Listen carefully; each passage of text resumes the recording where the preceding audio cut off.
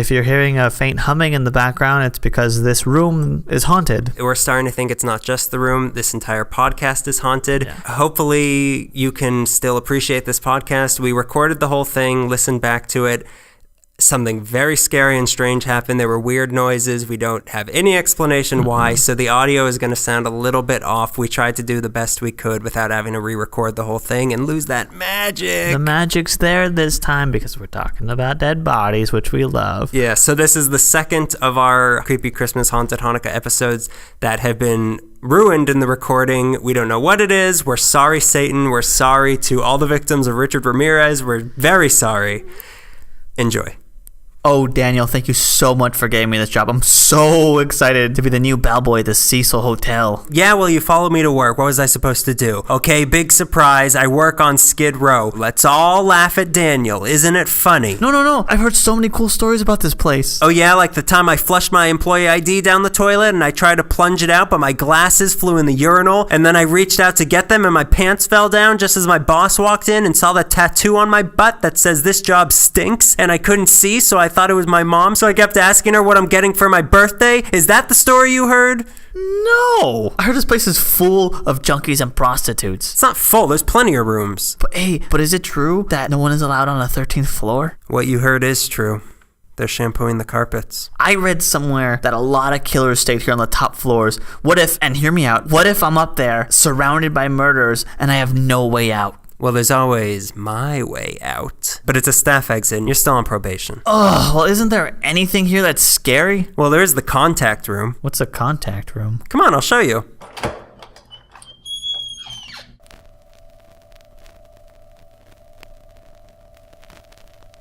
Why do I feel like this? You're feeling the creation of darkness. I don't want to be here. None of us do.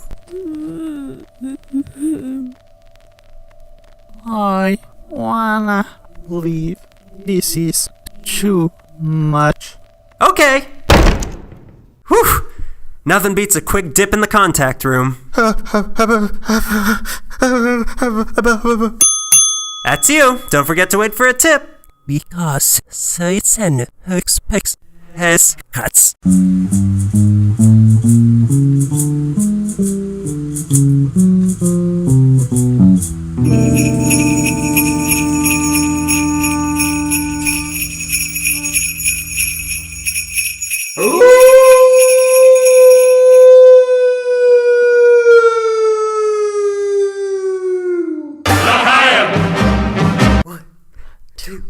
One, two, three.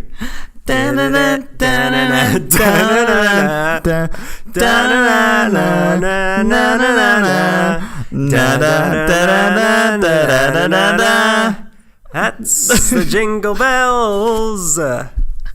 Copyright. The lawyers are outside the door right now. We didn't say rock. That's the Jingle Bell Roll.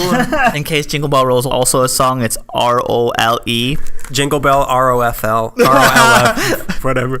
You almost got it. Hey, I have emojis on my phone. Finally, after years of no emojis. I just downloaded emoji. Close parentheses. All right, friend. You're not trying to frown at me, are you? I'd hate for you to frown. I'd like you to turn it upside down. Hi. Welcome to episode 24. That's 2 dozen. 2 dozen. The devil's dozen of episodes. This is our 3rd annual Creepy Christmas Haunted Hanukkah episode. The holiday season is upon us. Yes. Gather your family around the Yule log. Get a load of this. Make sure your youngest relatives are here for this one. Get the fireplace going, nice and warm. Gather around. And throw a corpse on the fire. Make sure that there's enough evidence burning in your little fire. And, just board up the windows. Lock the doors. Make sure no one is creeping up outside. Check your hit list. Check it twice. This one's going to be a little bit different. Our last 2 Creepy Christmas Hanukkahs were about ghost stories that we both gathered. Sort of. Yeah, this one's a little more concentrated on one particular place in the city. The epicenter of hell. Yeah, it's Greg's house. It's not the epicenter. It's like, you know how there's a Goodwill and then there's like separate Goodwill donation shops? My house is like a donation center for hell. Yeah, exactly. This is where we you come, take all kinds. You can't come here and get an experience of hell, but you can drop stuff off that you're like, this would be good in hell. Give me you're tired, you're damned. You're weary, looking for a soul to steal. This one is going to be all about the Cecil Hotel in downtown Los Angeles. Perhaps you've heard of it, or like some other people. I hope you haven't. Perhaps other, like, for decency's sake, I hope you haven't. Maybe like some people we know who walk by and like, this place is nice. I'm going to walk right in. Let's have a banquet here. Before we do get into this episode, this is the first time I think we should have what some people call a trigger warning. Oh, yeah, definitely. I call a disclaimer. Yes. Greg calls a wuss out plan. Oh, I need to know if it's going to be scary beforehand. Just take it. Yeah, this is a very graphic episode, so don't let your children listen to this. Mm-hmm. But hey, kids, once your parents go to bed, you listen to all that just quick stuff you won't. Quick replay on their vinyl and just listen to this one. Yeah, I was reading my research for this. I'm like, I can't say that on not this podcast. It's so whimsical. Death is whimsical. If you go out like these people did, it's certainly whimsical. And that's what the problem with our podcast is. People are dying and we're like, ha, what? Dancing on the graves. Like a bunch of grave dancers. Merry Christmas. Yeah, whatever. Just be prepared. Don't come crying to us. I didn't kill anybody. Yeah, we didn't do it. Yeah. You know what? Just because some people say maybe we did. Prove it. The jury's still out. We burned all the evidence. Innocent until proven guilty. We're not even wanted in California. You can't get me on anything. The crimes I've committed have been in other states, in other countries. Is a murder even a murder in Idaho? It's a missing persons until they find what I've hid. Yeah. With that, grab your eggnog, put some mistletoe over your heads, because here comes a kiss from Daddy. Better spike that eggnog, because it's going to be a rough ride. Better spike that mistletoe, because this kiss is going to hurt. Kiss from the Spider Woman. This is straight up an assault with my lips. If lips could kill. Let's begin. Please, let's scare each other. I'm very eager to scare you with this, and I'm already scared just looking at you. You walked in here, you had hate in your eyes. There's blood in my mouth, yeah. Is a building born evil, or does it become so? Interesting. Given the chance, would you go back in time and kill baby Cecil Hotel? I know when I it's would. On the John. His little baby potty. Here I am. It's going to be like the end or beginning of Pulp Fiction. This place has, as far as I'm aware, the worst reputation in the entire city. Yeah. It wasn't always that way. Well, it kind of was.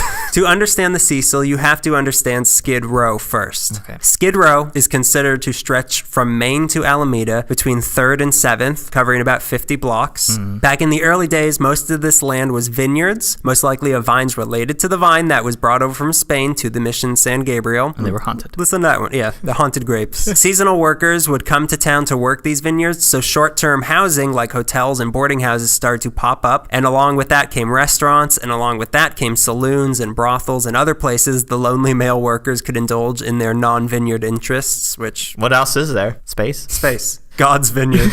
Every star is a grape, and we're just swimming in the wine, man. Oh, I'm sauced. I got a snoot full right now.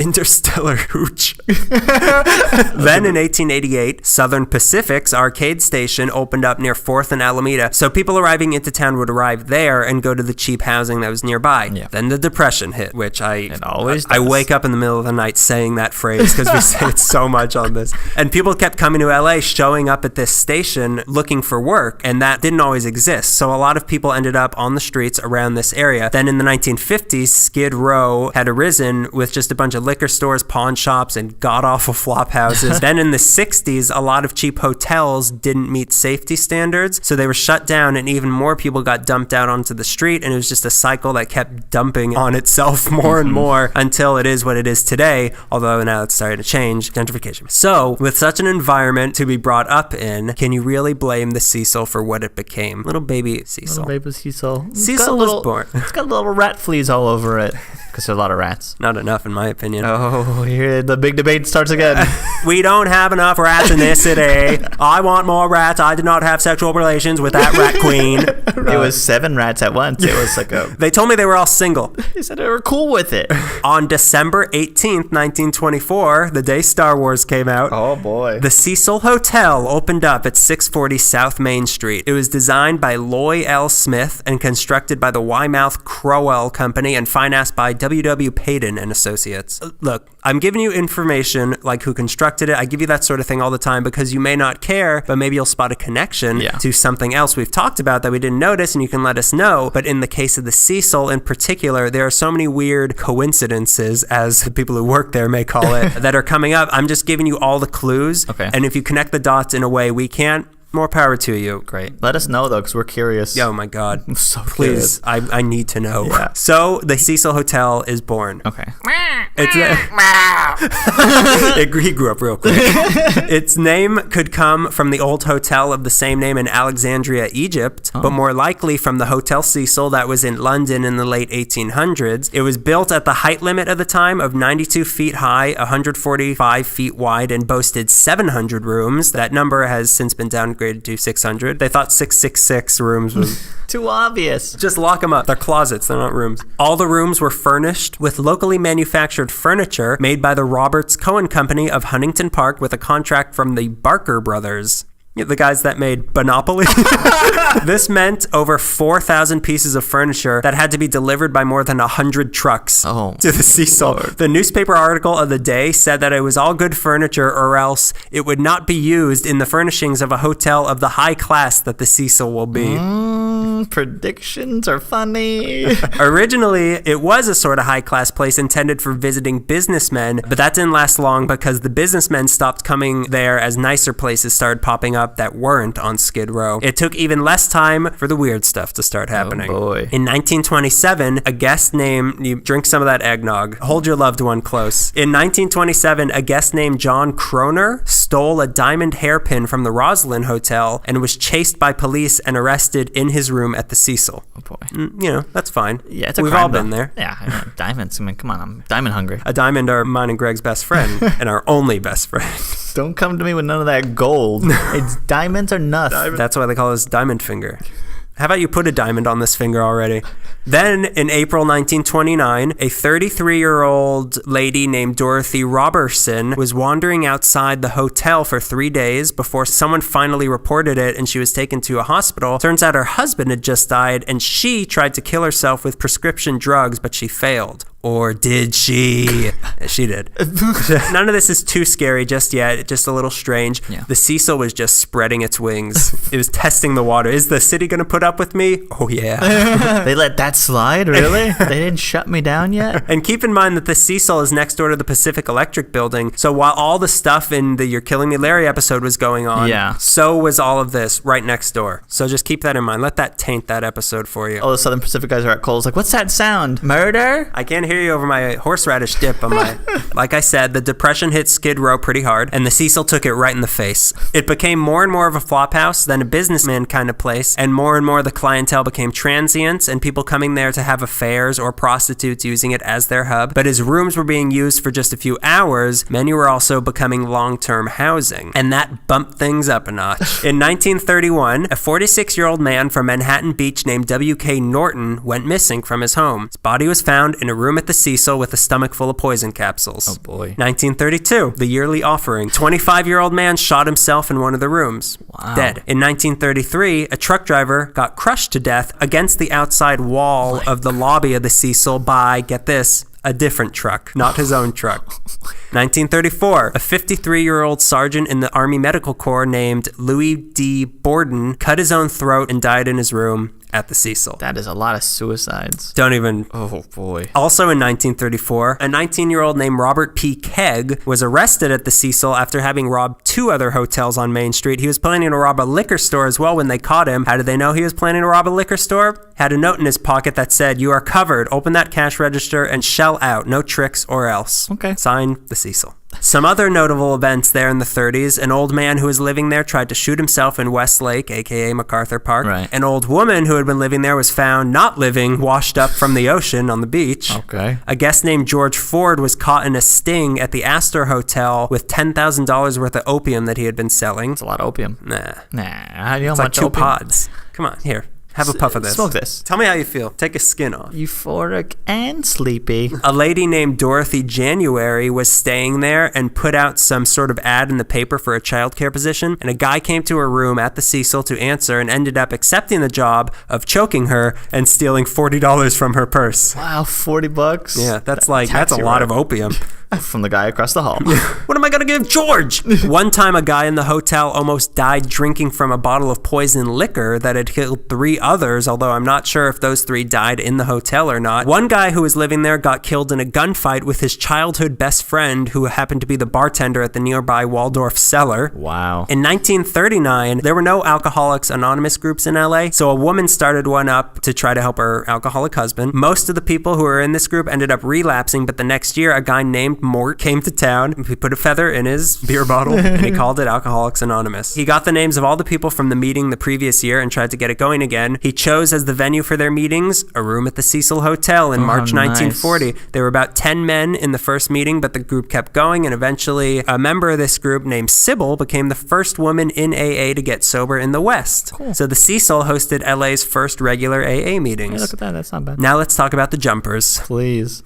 So many people have jumped off this building that many of the long-term residents refer to it as the suicide. The first reported incident is from 1937 when 25-year-old Grace E. Magro jumped off the 9th floor, ripped down telephone wires as she fell, and died in the hospital. My God. Her boyfriend was asleep in the room at the time and had no explanation as to why she would jump. Next up, 1938, a Marine fireman named Roy Thompson spent a few weeks in the Cecil and checked out through the window and ended up dead on the skylight of the building next door. Wow. Here we go again. On October 22nd, 1954, a 55-year-old named Helen C. Gurney, who had been living there a week in room 704, jumped out of the window and landed on the marquee. She had checked in under the fake name Margaret Brown. On February 11th, 1962, 50-year-old Julia Frances Moore jumped out of the 8th floor and landed in a light well on the 2nd floor. My God. Then 1 month later, 27-year-old Pauline Otten was staying there while separated from her husband Dewey. On October 12th, she went to his work to try to reconcile, but he came over later in the day to talk things over. He stepped out for dinner, and when he did, she stepped out for dinner out of the 9th floor window and landed on 65-year-old George Giannini, who just happened to be walking by. He was a transient. At first, police thought they had jumped out the window together because they were just so, like, Yeah, they looked like not one in a big person. knot. Yeah. But his hands were still in his pockets and his shoes were still on. Apparently, a fall from that height, it'll knock your socks off.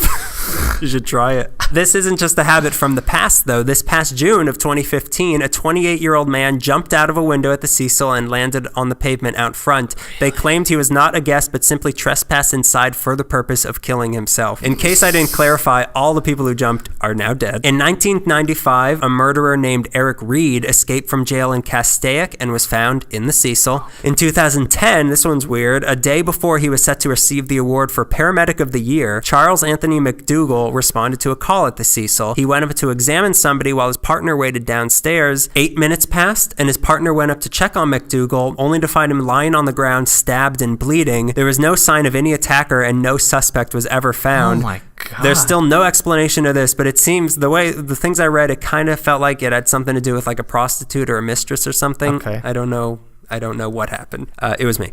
I like to stab paramedics. Who's going to help them? That's what's funny about it. Performance art people.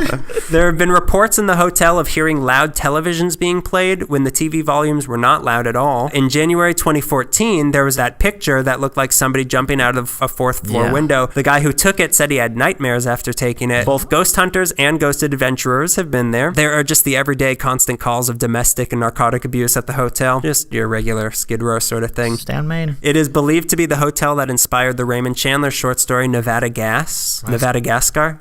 That's his kid's short story. It's only giraffes, though, and it's kind of boring. The gamblers like to move it. In 2007, the hotel was bought by a group of buyers for $28.5 million with the intention of converting it all into a tourist hotel and renaming it the Pearl because the world is your oyster and oysters are a good way to shake off bad reputations. However, there is a city ordinance that says if you get rid of long-term housing, you have to provide replacement homes for the people that you're displacing. So the new owners decide to get around that by suing the city over getting their designation as a long-term housing establishment changed. Then a group of long-term residents who had been living there for 10, 20, or 30 years sued the new owners for trying to drive them out of the building. Then part of the group of the owners sued the leader of the owners for misleading them about the building having this designation when they bought it. While all this was happening, the hotel started to get remodeled, and the tourist hotel portion of it opened up as the Stay on Main, which now occupies floors 4 through 6 and is heavily marketed toward European travelers who don't know any better. They renovated the lobby really nice to lure people in, but the rooms are still horrible apparently. During some of the renovations, roaches started flooding out of the walls. Oh no. Discouraged by all the lawsuits and the roadblocks, in 2010 the new plan was to turn the Cecil entirely into low-income housing with 384 rooms for people just off of the street, 75 affordable apartments and 75 market rate apartments. But the street is trying to gentrify, so this plan was shot down by 2014, people pointing out that there's already over 3,000 units of low-income housing in the area and was going against what the area is trying so hard to do, which is essentially push out the poor and the homeless. Especially that spot right there. Like Main and 6th and 7th. Like, that's crazy. Yeah. It worries a lot of the people that have been living in the Cecil for decades because they're just not as sexy as European backpackers. The way things were settled is that now the Cecil is classified as a residential hotel with about 300 residential units and 138 stay-on-main rooms. However, after the Elisa Lam incident, which we'll get to, they really started pushing the place as the stay-on-main rather than the Cecil, understandably so. They even changed the marquee outside. In this sense, the Cecil is a perfect encapsulation of where downtown is right now, like half trying to be a great wonder of gentrification and half the scariest place on earth.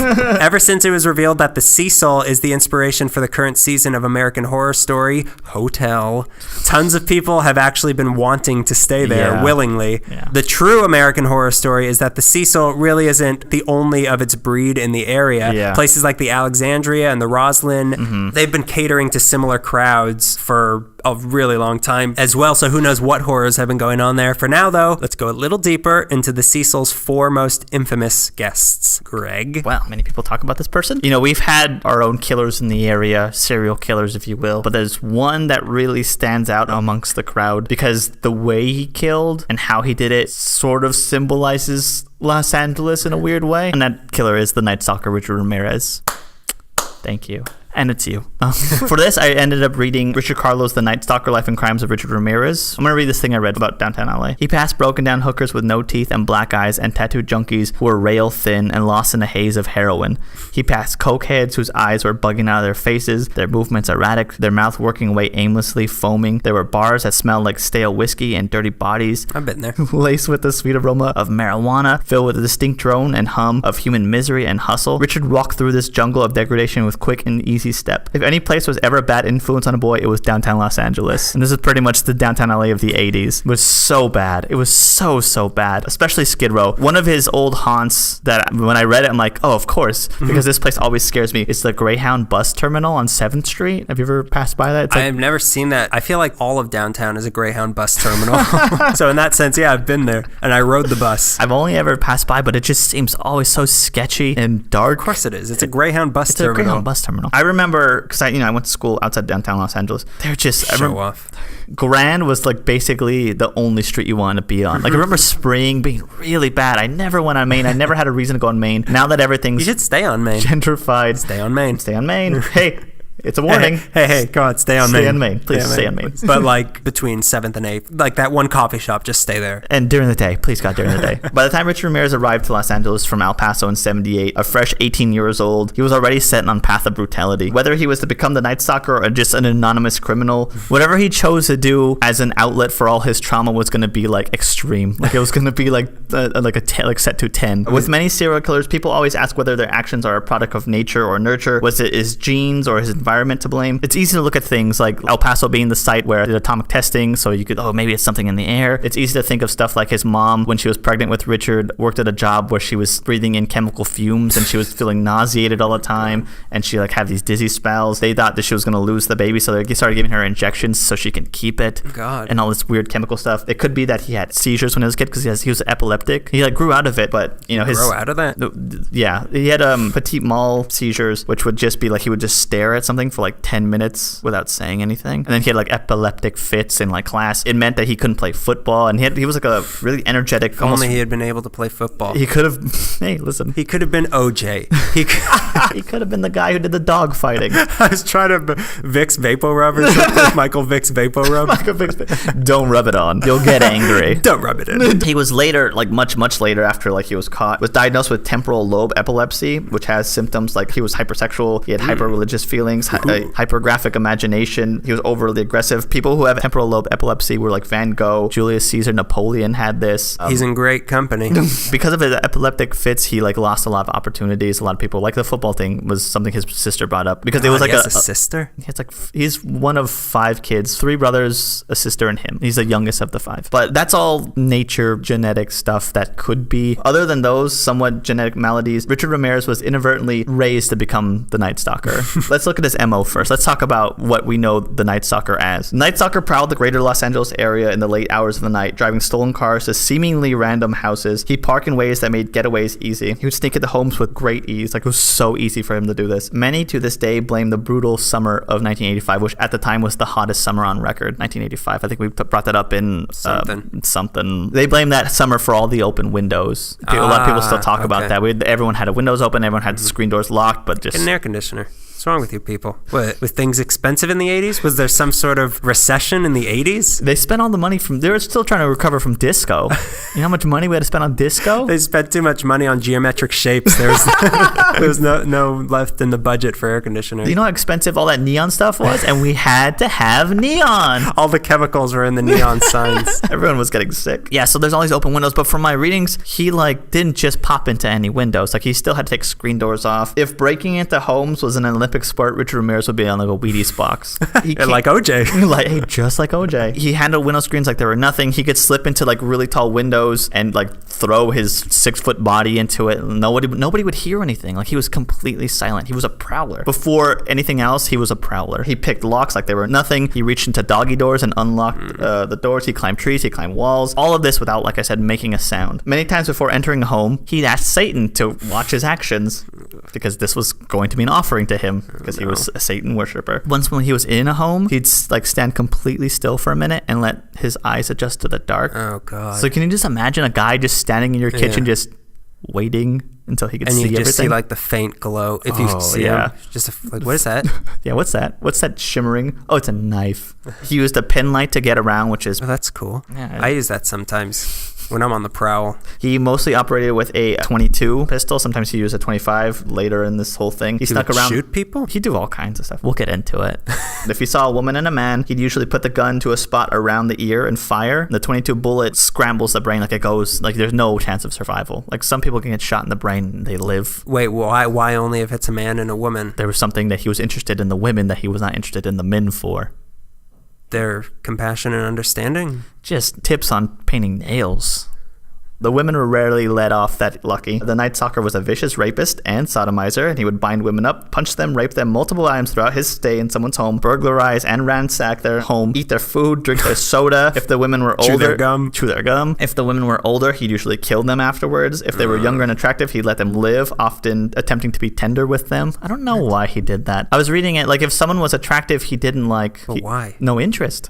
One woman says that the Night Stalker, after raping and abusing her, told her that she wasn't bad for an older woman. She thanked him out of compulsive politeness. Just like, thanks. After attacking one woman, he asked for directions back to the 5 freeway. He was in Burbank and he thought it was in Glendale. If you did what he said and didn't fight and gave him the sexual dominance and pain he saw, he let you live. That seemed to be the biggest draw to that. If you resisted, he either shot you or stabbed you. One woman managed to pull a shotgun on him when he was ransacking her home. She pulled the trigger and there was no bullets inside, so he shot her. He stabbed her fiercely in the chest and then he cut her eyes out. Okay. He took them back to the Cecil Hotel with him as his bounty. The eyes? The eyes. Oh, Brown no. eyes he took back to the Cecil with him. Oh, God. Some people claim that many saw him just dumping his bloody clothes in a dumpster at the end of the evening and going back to the back entrance of the Cecil. He was so comfortable at the Cecil that... There's a back entrance. There's a back... Oh, no. God, that back entrance has Hell some spawn stories. can spew out from two sides of it and the windows. He was so comfortable at the Cecil that dumping evidence was just like taking out kitchen trash. Like, okay. Hey, Richard. Another one? What can I say? Hey, it's Saturday, isn't it? Hail Satan. Hey, hail Satan. All right, you crazy. Crazy kids. I'll never understand you. In many of these cases, he raped and killed elderly or invalid women, sometimes after they were dead. He stole VCRs, jewelry, cash, anything of value, and he would take this blood-stained stuff to a house in Echo Park and trade it for drug money. Really? I think I know whose house that is. It's very close. I'm Really? like, I know that street name. I'm like, oh. God. That's where I get my blood money. The need for drug money fueled this. What fueled him and kept him going was heavy metal music. At one crime scene early on, he left his AC/DC hat.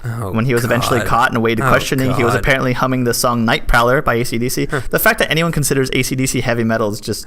He also let his victims know that he was a big worshiper of Satan. When people would beg him to believe that they didn't have anything more worth stealing, and they would say, like, I swear to God, he'd like, no, swear to Satan. Oh, no. Dweeb. Yeah. He saw Batman too soon. Him praying to Satan before he entered the house was kind of like, you're a dweeb. Yeah. He He drew pentagrams on the walls with lipstick, and in one case he drew it on a dying woman's thigh. Everything he did was dressed completely in black. He had rotten teeth, his skin smelled like leather, and apparently the eyes of a rabid animal. I guess all of our skin smells like leather in a sense. Yeah, but I wash. I don't think he washed. You're not supposed to wash leather.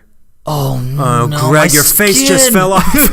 Now to bring up the idea of nature versus nurture again. Despite there being natural problems with Richard Ramirez, he was otherwise a good kid. The youngest of 5, 2 hardworking parents. His father was distant, he had a bad temper, but they were like religious, somewhat over-religious. So he must be great. Yeah, right? God is great. Satan is great. Father, Satan is great. His father was a disciplinarian, but overall, he just wanted his boys and one daughter. What church is that? Church of Discipline, which is all of them. And you would know that if you ever went. But no, I got something to do on Sunday. I've got Super Bowls to watch. It's the big Super Bowl. The hockey's playing the hockey. Hockey's playing baseball today. It's Super Bowl Sunday every Sunday. I've got the Super Bowl on my lap right now. Back to the Night Stalker. Richard Ramirez's dad just wanted his kids to go to college and be good at academics. None of them were. Richard was shy and tried to be good at school, but he just, as he went on farther along, he just found it harder and harder. He was restless. He had a really big imagination, something of a loner when he played. He played cowboys and Indians and played both roles. He played cowboys and Indians, and he was the cactus. When are you guys gonna involve me? Life in El Paso was really hard, and having 4 older brothers who were wild was having their effect on Richard. He smoked pot for the first time when he was 10 years old, and he wasn't afraid of drugs or stealing. All this being said, Richard Ramirez was designed to be the Night Stalker. Every little thing that led to his success as a serial killer was in each small part thanks to the revolving door of trauma that he had to deal with. There were so many bad influences in his life, and he witnessed so many horrific things and was schooled in so many forms of crime that it was only inevitable that he became the dreaded Night Stalker. None of this is an excuse, of course, and none of it makes it okay, but reading the laundry list of things is hurtful when you think it's just happening to a child. So you're kind of like, oh, that fits, this fits. First, 2 of his older brothers were molested as kids by a school teacher who would often come around the house and pick the boys up. Sometimes this guy would even enter the home. On the topic of whether Richard was ever a victim, the brothers could only say that Richard was around at the same time his teacher was around, and when they asked Richard Ramirez, he couldn't recall anything. He was too young to recall anything. But his brothers are like, well... Another pedophile in town raped a small boy, and Richard was present when they witnessed it. He fled before he could become a victim. His father had an insane temper and would lash out at the boys, and as he got older, instead of staying at home and living in fear, he would run off to the cemetery to sleep. It was peaceful there. What? The abuse the boys took made most of them move out at an early age. Many of them dabbled in crime, robbing homes to support their drug habits, and after all the court cases, their father had to sell the family home after he spent most of his savings. Enter Richard's cousin Mike. To fill the void left by the absence of the cousins. When I used to read about serial killers because I used to think that I was interested, but really I'm more interested in detectives catching them. When I read about Richard Ramirez, they always bring up Cousin Mike. Cousin Mike is a psycho, and the worst possible thing to happen to Richard. Cousin Mike, Miguel, was a decorated war hero who fought valiantly in Vietnam on paper. When Richard was hanging around Mike would tell him about his days in Vietnam and the brutality in which he operated. See, the Viet Cong believed that they couldn't ascend to heaven if they were missing limbs, so American soldiers would often cut their limbs off. There are stories of soldiers wearing necklaces with hanging Viet Cong ears. Mike would show Richard pictures of his exploits as well. In one photo, Mike has a gun to a woman's head and he's forcing her to perform fellatio on him. Great. And in the next photo, he's holding her severed head. Okay. Decorated war hero. That was in every American soldier. Those are our troops. That is in every American soldier. But I've heard enough of this sort of thing from different wars, and I'm like, yeah, this happens. Mike taught Richard. It happens outside of war, too. Yeah. Actually, it happens at the Cecil. Mike taught Richard almost everything he knew about moving stealthily, about where to attack someone on their body, about hunting. Richard's dad took him hunting, too, and they enjoyed the sport of it, but Mike he showed him how to take pleasure in killing.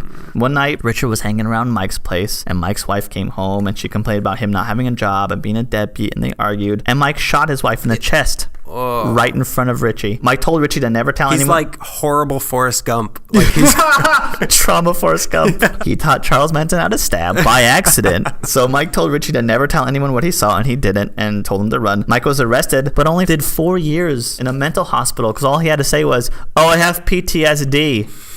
He never saw it. That made up thing. We don't believe that. We don't believe that's made up. Let me apologize for the apology. Yeah. So at this point, Richard was getting into hallucinogenic drugs and began to love the idea of bondage and sex mixing together. He liked the idea of dominance. Regular sex wasn't really doing anything for him. He would visit Tijuana with his brothers, and they would get prostitutes together. At an early age, his brothers taught him how to break into homes, how to scope a house out, when to break in, what areas were ideal. Later, his sister married what can only be described as a peeping Tom. He taught Richard how to cruise and stalk for women. It's a peeping Tom. He taught Richard how to sneak up on women's windows and get the most out of a peep. When Ramirez was 15, he got a job at a Holiday Inn. He somehow acquired a master's key from another employee, and ooh boy, he started by just robbing rooms and getting away with it. He knew rhythm. He knew not to just do it a bunch of times, do it, wait a long time, do it again. He would also do it at the Holiday Inn job, would look into windows and watch women undressed. One night it became too much to bear, and while a woman was in the shower, he used the master key to let himself in. When she came out of the shower, he attacked her and attempted to rape her, but luckily, very, very luckily, her husband came back in the room and beat him to a pulp. His head was swollen large on his stupid lanky body. He told his mom and sister that the woman had invited him in for sex and the husband had caught them, so he pretty much got away with it. The couple were from out of state and they didn't want to hang around Texas just to go to court with this thing. An out-of-stater doesn't win in Texas court. It's Texas. Did you bring your gun? Remember the Alamo. Crime and madness continued. Being brought up religious was a big deal to his family, and Richard was very spiritual, but all these rotten and natural ideas were in his head, and he never felt like a good person because he wasn't. And he started to naturally gravitate towards believing that Satan supported his decisions. What was probably crippling depression and trauma was definitely seeming like a Satan department matter to him at the time. Send that to Satan. Care of Satan. One of his brothers moved out to Watson. Richard would come and visit him throughout the years. He loved LA. In particular, he loved how open... The Randy Newman songs about him. Written from his perspective. Here's a little number written from Richard Ramirez. My old friend. You got a friend in me. He loved in particular how openly sexual things were here. Not only were there girls in bikinis... I guess the Capitol Records building's pretty phallic. It's so phallic. He just licked his lips and said, "Let me sit. That looks like a nice seat." He wasn't only turned on, there was, of course, Beach Boys song Girls at the Beach, which was not a Texas thing. There was also late 70s downtown Los Angeles, which was definitely an inviting place for a young man with a formula of a serial killer stewing in his brain. There were prostitutes and drugs and porn shops and porno theaters all over downtown. It was just so obvious. All of it was on display. No shrouds of secrets. It was like he was in the hell that he thought he belonged in. So in 78, at the age of 18, he moved out here and immediately was hooked on cocaine, which was the style at that time. And instead of snorting it, the Ramirez's, which were him and his brother and whoever else was around, would mainline it into their veins, which causes a much quicker high, makes the user frantic and wild. Then he gradually graduated to Angel Dust and PCP. Congratulations. He finally graduated. Here's your diploma. It's a needle. His dad must have been so proud. Dad, I did it. Dad, I graduated. Good. No follow-up questions. Good. We're never speaking again. Bye. He quickly learned the layout of the freeway systems, how sprawl worked. He wanted to rob houses in every community that we had here. What a goal. Yeah, he certainly tried. The first person he raped here was a lesbian woman he shared drugs with. He kept making passes at her, and she wouldn't allow him to advance. And about 3 a.m., they ran out of drugs, and she told him to leave. He left the room and then went out the fire escape and waited for her to fall asleep and snuck through the window from the fire escape and attacked her. Now, was that his first, I don't want to say successful rape, but was that the first one that, because he said the other one he got stopped, I think this was his first case of raping somebody. Okay. From this, you can see with that one, I think, that he is taking this years of guidance from the bad influences and all the bad experiences he's tried to do and starting to shape his methods. Like, he's starting to, okay, I'll sneak out. And, like, he's starting to get how... You can see him building as the Night Stalker. That same week, he discovered the Satanic Bible and, of course, loved it. So much so that he journeyed to San Francisco to meet Anton Lavey, the founder of the Church of Satan. Great. He was quite impressed with Ramirez, of course. He was quoted as saying, I thought Richard... Emperor Palpatine was impressed with Anakin? What a surprise. What a surprise. They quoted Lavey saying, I thought Richard was very nice, very shy, and I liked him. He would say about future serial killers, Richard Ramirez. He's got something, that kid. He's got a sparkle in his eye. It might be the drugs. While he was there, he had the opportunity to witness a ceremony where everyone was naked. Ramirez said he felt the touch of Satan's hand. I hope that it was trying to strengthen. Yeah, Satan. Some people just call it an erection, psycho. What's that? He Greg, what's that? Greg, tell me. Like, I don't know. What's that? A secret? It sounds funny. What is it? Is that like a pants secret?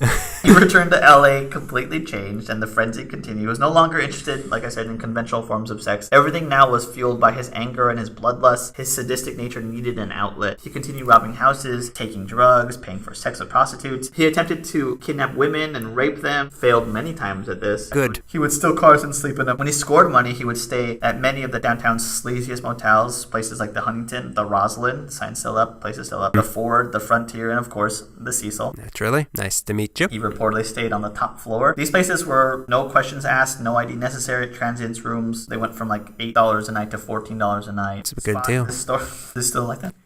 A lot of times after he's having his killing spree, what he would do is, he'd steal a car, kill someone, abandon the car, take the bus back to the Greyhound, buy drugs, and then go back. Or sometimes he'd take the stolen items straight to Echo Park, then to the Greyhound bus terminal, and then just spend money on drugs. All right. He was a regular at the Greyhound terminal. He was also a regular at the Cameo Theater back in the 80s. Oh, that's why you were asking about it the other day. Because it used to show hardcore pornography, which Oh. also pleases Satan. So between 78 to 84, he becomes superb at prowling. But robbing houses is no longer doing it for him. Satan demands more. I heard a personal story from this era of Night Stalkerism from like a family friend, actually. This story haunts my days and my nights. Somebody I know who is equally into true crime was telling me that when she was younger, when her and her sisters were younger, she had moved out by this time. I think they were staying in Montebello, I want to say, in like an apartment complex. And somebody snuck through the window and tried to kidnap her little sister and pull her through the bathroom window, and everyone chased him off. He ran and jumped over a fence and left a shoe behind, and they went to the cops later and they did the lineup of suspects, and they pointed to a guy who was Richard Ramirez, but they didn't have enough to pin on him, so they had to let him go. Do they still have the shoe? Yeah, they kept it. They bronzed it. It's strange because, like, LA, even yesterday I was on my porch and all I was talking about was how hot the summer was, and someone was like, this Not as hot as that. not as hot as 85, and you know what that makes me think of? The Night Stalker, because it was so hot, but you had to close your windows because there was a killer sneaking through all the windows. This past summer was really hot, but nothing. I wonder if anything's going to emerge like, he's back. Yeah, that's fine. Let's talk about the spree. I try to do this as delicately as possible. Please don't. Please go nasty. In the summer of 1984, this is when it starts, in the Glassell Park area of Los Angeles, which is near Eagle Rock and Cypress Park, Ramirez finds the first victim of what would become the Night Stalker spree. I don't want to get into every gruesome detail or whatever. Out of respect of victims, I'll only get into details into the weird ones that later lead to him getting caught. June 24th, he kills Jeannie Vicow, who was 79 years old in Glassell Park. 79? Jeez. March 17th, 1985. This one's a weird one. It doesn't really follow the pattern. What happens is he's driving on the freeway and he sees an attractive woman, so he follows her home. She enters through the garage and he sneaks up completely unnoticed. This is where he drops his AC/DC hat. Now, instead of stabbing her and trying to rape her, he charges into the garage. She turns around, and just as he's going to shoot her, the garage door closes and the lights go out. So he fires, and she holds the keys right to her face, and she hit the bullet ricochets off the keys. She falls to the ground, pretends to be dead. He goes right over her into the house. Her roommate, Dale Okazaki, this woman's name is Maria Hernandez. He walks right over Miss Hernandez, walks into the kitchen, and her roommate, Dale Okazaki, is there behind the kitchen counter. She just heard a gunshot. She looks up, Night Stalker's there, and he shoots and kills her. Robs the house, walks back over. By this time, Maria Hernandez is left the garage. She's like trying to get away, and he comes out. She's hiding behind a trash can. And he sees her, and he walks, and he doesn't do anything. He walks away. Can't figure out why. Maybe he thought that it was a miracle that she blocked the thing. Yeah, maybe there was a chance for redemption in him. God does exist. So after this, I thought you were gonna say that the like garage door like fell on him like the Rancor. That's the end, right? End of the story. Like a fat guy came out and started crying. Cousin Mike.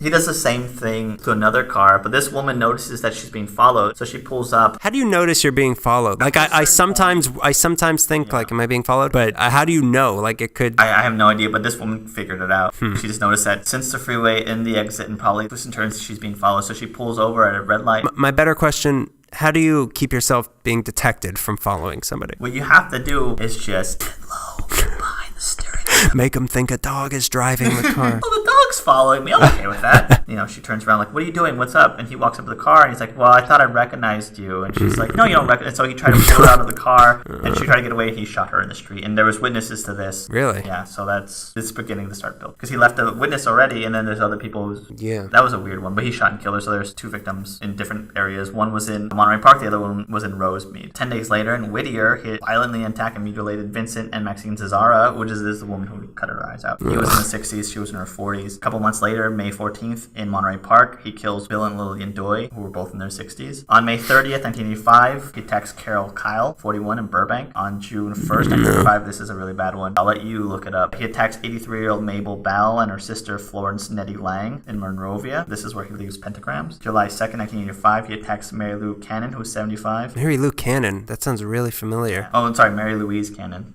Never mind. This is a weird one. July 5th, the day after 4th of July, 1985. Wait a minute. July 5th is after the 4th of July? Yeah. Didn't you? What? I told you to start your calendar. The 80s. What's like next? I say, after disco, the world was in disarray. And they're just trying to get back into the swing of things. That's why the swing revival happened in the 90s. They took it too literally. We're trying to still recover from that. I mean, everyone's still combing their hair. Everyone's still saying, yeah, dog. Oh, no. Yeah, that's swing. What I meant to say was cool cat, but I got my animals mixed up. Hot dog. Hot dog. He goes to Sierra Madre, right? And there's a house. He basically walks through the door. Now he sees... Like the thing? Like the thing. Basically, yeah, walks through the door. Everyone is sleeping. There's a young girl who's 16 years old. Her name's Whitney Bennett. What he usually does is dispatch the entire household and then goes to the one that he wants to have sex with and have sex with them. This is a little different. He comes in the house, scopes everybody out, goes back to his car and gets a tire iron because he's going to beat this girl to a pulp and then have sex with her. And he's going to kill everybody room by room. But he goes to the girl first and she's sleeping. He takes a tire iron, he hits her in the head. Then he tries to strangle her with a cord to a phone, which he's done before. He like electrocutes people. He has the phone cord around her neck. But he says something weird starts happening where like there's blue sparks coming out and he sees like a blue haze coming and he thinks it's God trying to intervene. So he just stops and walks away. And he's so like frazzled by this. So he walks away. The girl has no recollection of that happening and she just wakes up and her face is like the pulp and her eyes are like being shut and she can't figure it out. Why couldn't he have epilepsy when he was older? Well, imagine. Yeah, there's a guy here in the tire and he's just shaking. Okay, and then on July 7th, 1985, he attacks Joyce Lucille Nelson, who's 61 in Monterey Park. And then later that same night, hours later, he attacks Sophie Dickman, who is 63 in the same area. 13 days later, on the 20th, he attacks Max and Leah Neilding in Glendale in their 60s. Later that same night, he goes to Sun Valley and attacks the Kovanaugh family. He kills the husband and attacks the wife. Around the end of July, he attacks a couple in Northridge on Acre Street. No. Which is right What street? Acre Street, which is right off of Parthenia, I think by Skateland. Oh, no, not Skateland. But the couple manages to fight him off. Oh, see? The proud residents of Northridge. He came out to this area because it was so far away from the east side, which he'd been attacking primarily, that he wanted he wanted to scare everybody up. He wanted to eat at Brent's. He kept hearing about it. Their corned beef. Which he was muttering the entire time. The corned beef! Satan, corned beef. Satan, corned beef. So he tries to attack Virginia and Chris Peterson in Northridge. We're sleeping in their home, but she is a light sleeper, so she heard him cock the gun, and she woke up, and she's like, what are you doing here? And he shot her right under the right eye, but it only rocked her. It didn't kill her. It rocked her? Yeah, it knocked her against the wall. And she asked, what is this, a joke? Then wait a minute. She got shot under the eye and said, what is this, a joke? I'll explain this. Okay. So her husband, Chris, charged at him, and Ramirez shot him in the right temple, knocking him back. Well, everyone in Northridge is immortal. I know that. Where Mike Piazza was born. But not killing him. What? So he lunged at him, and the two men grappled, and Ramirez left to the car, first to get more bullets, and then he figured the cops were coming, so he bailed. The explanation for this? old ammunition. The gunpowder had lost its potency and it couldn't penetrate the skull. Virginia's shot went through the roof of her mouth, down her throat, and out the back of her neck, missing her brain entirely. And she still said... And she was in a lot of pain, yeah, but she was like, what is this, a joke? Like, what are you trying to do, kid? The bullets are small, so if it hits a point that's not going to harm anything, I'm sure, like, the adrenaline and the shock. Yeah, I guess you wouldn't cry until it was over. Left. Yeah. His final killing in our area happens on August 8th, the Abawaths in Diamond Bar. After this, the heat was really on him. There were too many witnesses left alive, and now there was an $80,000 reward on him. People around the Greyhound terminal wouldn't hesitate to turn him in, but he was wrong. They did hesitate, but then they did it anyways. That was one of the 3 things that ended up giving up his identity to police, was one of the people at the Greyhound terminal. All he's leaving at the scene of the crime, really, that they can really put on him is a shoe print, a size 11 or 11 and a half, a Via brand shoe print. It's always underneath a window. In some cases, it's a bloody and on a blanket or on the carpet. In one case, it's on someone's face. That's how they know him. He has big feet and he's wearing these Via shoes. They tracked it down. Why are you looking at my feet? Where were you last night? Diamond Bar. Uh-huh. What time? All hours. I live there and everywhere else that people are getting attacked. So they have the shoe prints. They have the shell casing, which is a 22, sometimes it's a 25. They have descriptions because he leaves people alive. They all describe him: rabbit eyes, bad teeth. What they have on him is teeth. I want. That's what they got on. Ooh, you're turning me on. Teeth and feet. I'm a teeth and feet kind of guy. Double E kind of guy. I wanted to see how gross his teeth really are. I'll show you. You want to see a picture right now? Nah. Let me show you a picture. Okay. Greg's just smiling at me. That's what it is. Winking. I haven't flossed in 20 years. Oh. Yeah. Oh my God. Don't worry, I'll put this He's up. got Klaus Kinski teeth.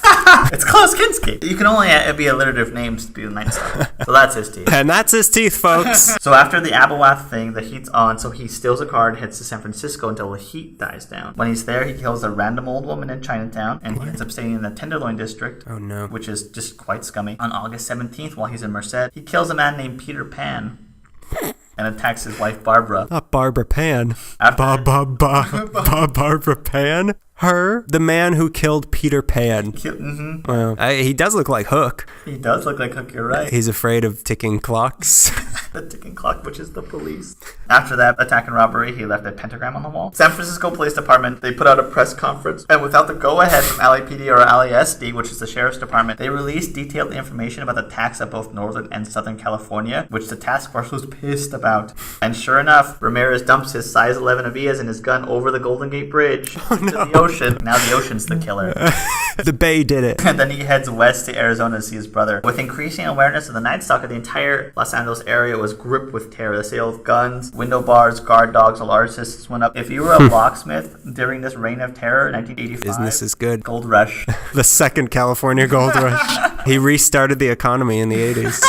Thank you, Richard Ramirez. His goal, and yes, he had a goal, was to steal enough money to be able to buy a house and use it as a torture house. Oh, similar God. to H. Holmes. I know. Wait, is H.H. Holmes the guy that Wolf in the White City or whatever it is? Yeah, the Devil in the White City. Devil in the White City. H. Holmes, the guy who attacked people during the World's Fair. That's what he wanted to do. Yeah, in reading my stuff also, the guy I'm about to talk to, they kept bringing it up like, kind of like H.H. Holmes. And I was like, oh, I don't want to hear about him. He did kind of set the bar pretty high. Yeah. The Diamond Bar. This is really creeped me out. He wanted to videotape his conquests and sell them because there's apparently a big market for that. God damn it. Skid Row. But that would have really defeated what his true calling was, though, prowling.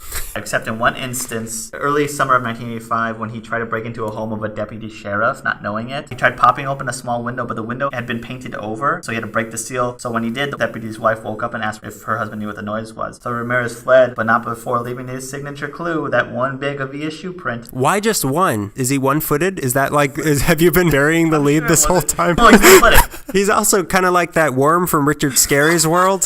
Why is no one asking the real question? Where's this other guy's foot? When is the other shoe gonna drop? He didn't buy it. It was both feet. All right, it was both feet. Thank you. Shoe prints. But luckily, the deputy sheriff... It was one foot because Satan was carrying him all along. I'm your single wheelchair. I'm your rollerblade.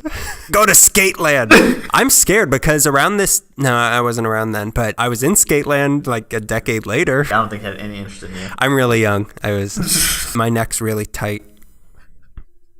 The deputy sheriff noticed what happened. He contacted the guys I'll get to the guys who were in charge of the task force. He contacted them and said, I think I got it. Ramirez's hero, other than Satan and whoever the singer for AC/DC was Jack the Ripper. Oh, no. Didn't he sing for AC/DC? Yeah, Jack the Ripper. Oh, my God. He's the one in the little boy shorts. That's why he dressed like a schoolboy. This was not planned, I'm sure, but Jack the Ripper's last killing, the most brutal of them, happened because, well, most of the killings... In Diamond Bar. He made it out here. Good for him. Well, most of Jack the Ripper's killings happened out in the street. His last murder, the murder of Mary Jean Calley, happened within her own home, so the Ripper took his time with the privacy of her home to mutilate her. This was the way the Night Stalker worked. That was a weird coincidence. Now on the case, almost from the beginning, were Detective Frank Salerno, who a few years back... Sir, was the lead detective in the Hillside Strangler case. He was actually one of This is like a companion murder, though. It kind of is, yeah. He's actually the one who solved it. He was already seen as a hero. The overtime hours from that case afforded him a swimming pool. Good for him. Good for him. He deserved it. A swimming pool filled with gold. Filled with applause. Also working beside him was diligent detective Gil Carrillo. Sergeant Diligent. Detective Determination. Carrillo was vital in identifying who the Night Stalker was. Looks like a really nice guy. Yeah. If I'm going to name the victim... Let's see his teeth. Oh, he just doesn't brush. If I'm going to name the victims, I should also name the task force assigned to his capture. Once they figured out that one guy was committing all these crimes... By the way, when Carrillo pitched the idea that there was one guy doing all this, they laughed at him. They're like, what are you talking about? That's how insane and out of the ordinary these crimes were for one person to commit. Because they were all over the area. They barely fit any kind of pattern. How many were there? He was charged with 13 murders. Okay. And I think like way more things that he did within a home that racked up. He was charged with bad taste for his AC/DC hat. He went to fashion court for that one. He went to rock and roll court for that one. Welcome to rock and roll court. I'll shred for Judge Flying V. Everything's out of order there. Out of order. This whole courtroom's in order. Task force comprised of Salerno in the lead, Carrillo at his side along with J.D. Smith, Russ Uloth, Jim Mercer, Bobby Glenn, and John Yarbaugh. Okay. Guys in charge of catching the Night Stalker. Catching the killer was going to be incredibly difficult because there was so little on him. All they had was bad teeth. Everything they learned from the victims, they had shoe prints, no DNA was left behind. Even though he did leave DNA behind. He urinated in the toilet once and didn't flush. He drank a Mountain Dew and left it. He spit up melon seeds on the floor. There was no fingerprints, no blood. What? He spit up melon seeds. I guess, he was eating people's stuff. Yeah, he was eating people's stuff. But not the melons. In the book, they have a picture of a melon half eaten, and it really grossed me out. I don't know why that grossed me. Like, of everything. Well, they don't have graphic pictures. That was probably the most graphic picture they had. Bitten into melon. That wasn't a melon. You had no idea where he's going to strike next. The houses seemed like they were random, but he knew how to prowl for houses. But from the reading, he would drive that one, and then he would terrorize people. It's so scary to think about. Sometimes he would leave no shoe prints, no bullet casings, but Detective Salerno and Carrillo just had a gut feeling about this guy. They saw his pattern, so they entered a house, even if it was completely different. No, he's been here. There's a feeling in the air. One day, they caught him trying to abduct a girl from Eagle Rock just during the day, just pulled her into the car. Somebody called the police after they heard her scream, and they pulled over a matching vehicle. But Ramirez talked his way out of it, so they're just going to write him a ticket, I guess. When he heard over the cop's radio about the car being stolen, he bolted after drawing a pentagram on the car, of course. He escaped, and the car... Give me a second! Just a minute! I gotta get this wing down! He escaped, and the car sat in the police towing yard for days, and Carrillo and Salerno couldn't get access to see it because they had to, put in the proper paperwork, and the guys at the station were being like, No. Bureaucracy. Found within the car. Police should have free reign to do whatever they want, to whoever they want. Everybody should be Judge Dredd. So any DNA he left in the car, and there would have been DNA because he left in a hurry, was burned off by the sun. What they did find in there was a wallet. Do you normally clean up your DNA before you leave a car? Take your time. Spit shine. Yeah, well, you have your spit everywhere. There's no DNA in spit. We just found everything tastes like Skittles because we tasted it. He left a card in the car that he stole for a dentist appointment he was supposed to have. Good. Yeah. Getting his life together. But all they learned from that was there was a guy named Rick along with a fake last name, and he had very bad teeth. So they kind of had him, but not enough to Does he always... that was him. Yeah. I was thinking he had some friend named Rick that had bad teeth also. He was part of the same support group. Rick with bad teeth room. Hi, I'm Rick with bad teeth. Hi, Rick with bad teeth. There are two other things that give his identity to the police. When he attacks one of the, I think the one in Diamond Bar, there's a kid working on a bike, notices a strange car driving around there, like an orange car. Ramirez doesn't notice this kid working on this bike. A few days later, after the murder is covered, the kid let the police know, and they found that car in a parking lot. Usually, Ramirez is really good for wiping for prints, but this time he left a single fingerprint on a rear view mirror. Boom, one. After the murder of Peter Pan in San Francisco, Merced, the police released information and script. I don't know why this wasn't a national story. Peter Pan dead. Not just dead. He never grew up. This cannot go in the episode. Come on, his name's Peter Pan. I read it and I thought, oh, Daniel's going to laugh. Oh, boy. Here it is. The police release information. And Tinkerbell calls foul play. Hook brought in for questioning. Shmi won't talk. After the murder and robbery of Peter Pan and Merced, the police released information and description of the jewelry that was stolen, and a man whose mother-in-law has dealings with the Ramirez in Arizona has come forward and describes the man he knows as Rick. Through different contacts, they come to different sources and eventually landed with the man in Echo Park who had bought all the stolen goods from Ramirez. Many of the times they had bloodstains on them. Although they don't know each other's name, he would be able to point out Ramirez's face along with the stolen items, so this was another thing that was going to come in. This, along with the first thing, a man from the Greyhound station got his daughter to call in and report that he knew this guy who looked like the police sketch. Why'd he make his daughter do it? Because he was a wimp. This guy that he described bought drugs at the Greyhound station and also worshipped Satan and would bring it up all the time, which must have been annoying. If he's making people swear on Satan, he seems really annoying. He didn't know his name, but he knew he was involved in another situation in which he stole a car and crashed into a different Greyhound station. So from that, they got the name Richard Ramirez, and boom, they had him. So now they just have to catch him, though. So August 30th, 1985, either the idiot's luck ran out or Satan got bored of his antics. He's like, let's stir things up a bit. Ramirez comes back to LA from Tustin by the way of Greyhound. Oh no, I'm going to Tustin in a few weeks. Oh, well, look out. I'm taking a Greyhound. I'm going to be at the station. My name's Richard Ramirez. Oh no, my teeth! What's going on? Don't look at my teeth! Don't look at my teeth! My feet are growing right now. There's been no way for him to know on this trip that the police have ID'd him from fingerprints, and witnesses from the Greyhound terminal have come forward. However, cops are waiting at the departing area of LA's terminal, and he's arriving. So he slips by unnoticed, although he notices them. Then, outside of downtown, some women working at a fruit stand see him and start saying El Maton, which means thug or killer. I heard also El Matador, which just means killer. How'd they know who he was? The police sketch. So he's going around and everything. And those teeth. He probably had a photo of him some point. Oh, I feel bad for people with bad teeth during that era. Him! No, I just need braces. I'm sorry, I just need braces. So women on the street are like, oh, it's him. That's him. And he doesn't know what's happening. He can't figure it out. Like, why are people looking at me? I mean, you've killed people, but like... What did I do? Yeah, I'm sure like, wait, how'd you figure out? So he walks over to a store nearby and looks at the Spanish language newspaper La Opinion. And sure enough, the news conference discussing his name and a police sketch were on the front page. By this time, owners of the store had called the police and he could already hear the sirens. So he books it, but not towards his familiar grounds of downtown LA. He crosses the bridge of LA River and enters to East LA. Oh no. Rookie mistake.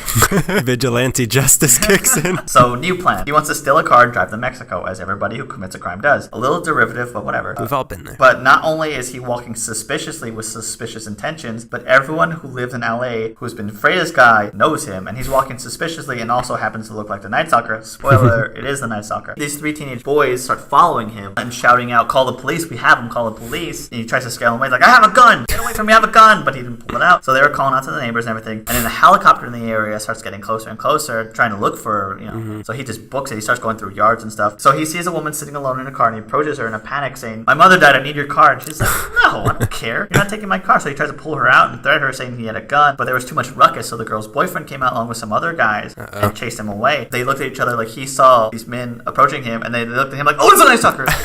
Everyone got scared of this. Hey, you. And it's Biff. Hey, you. Hey, you. Get your damn hands off her. This was the basis of Back to the Future, but it was much darker. Same year. Well, unless you're talking about 95. He's running through backyards and stuff trying to get away. But in East LA, in this area, all the houses are in such close proximity to each other. There's no really to get away and make a good move. You were like, everything you do is in someone's You're yard. being watched. Yeah, exactly. He's running around and people are seeing him hop walls and try to get away. And everyone's screaming. You follow him from the trail of screaming. And remember, it is the hottest summer on record. So he is just burning up, sweating his stupid satanic. Why didn't someone just shoot him? Why do you assume people in East LA have guns? Before I said that, I was like, this might sound a little racist. Not even illegally. I mean, if everyone's seeing him, somebody must have had a gun. The sale of guns did go up that summer. Yeah. But you don't know he's coming. It's not like you're sitting there on a rocking chair with like, I would be. Why they wouldn't, I don't know. So I spend every summer.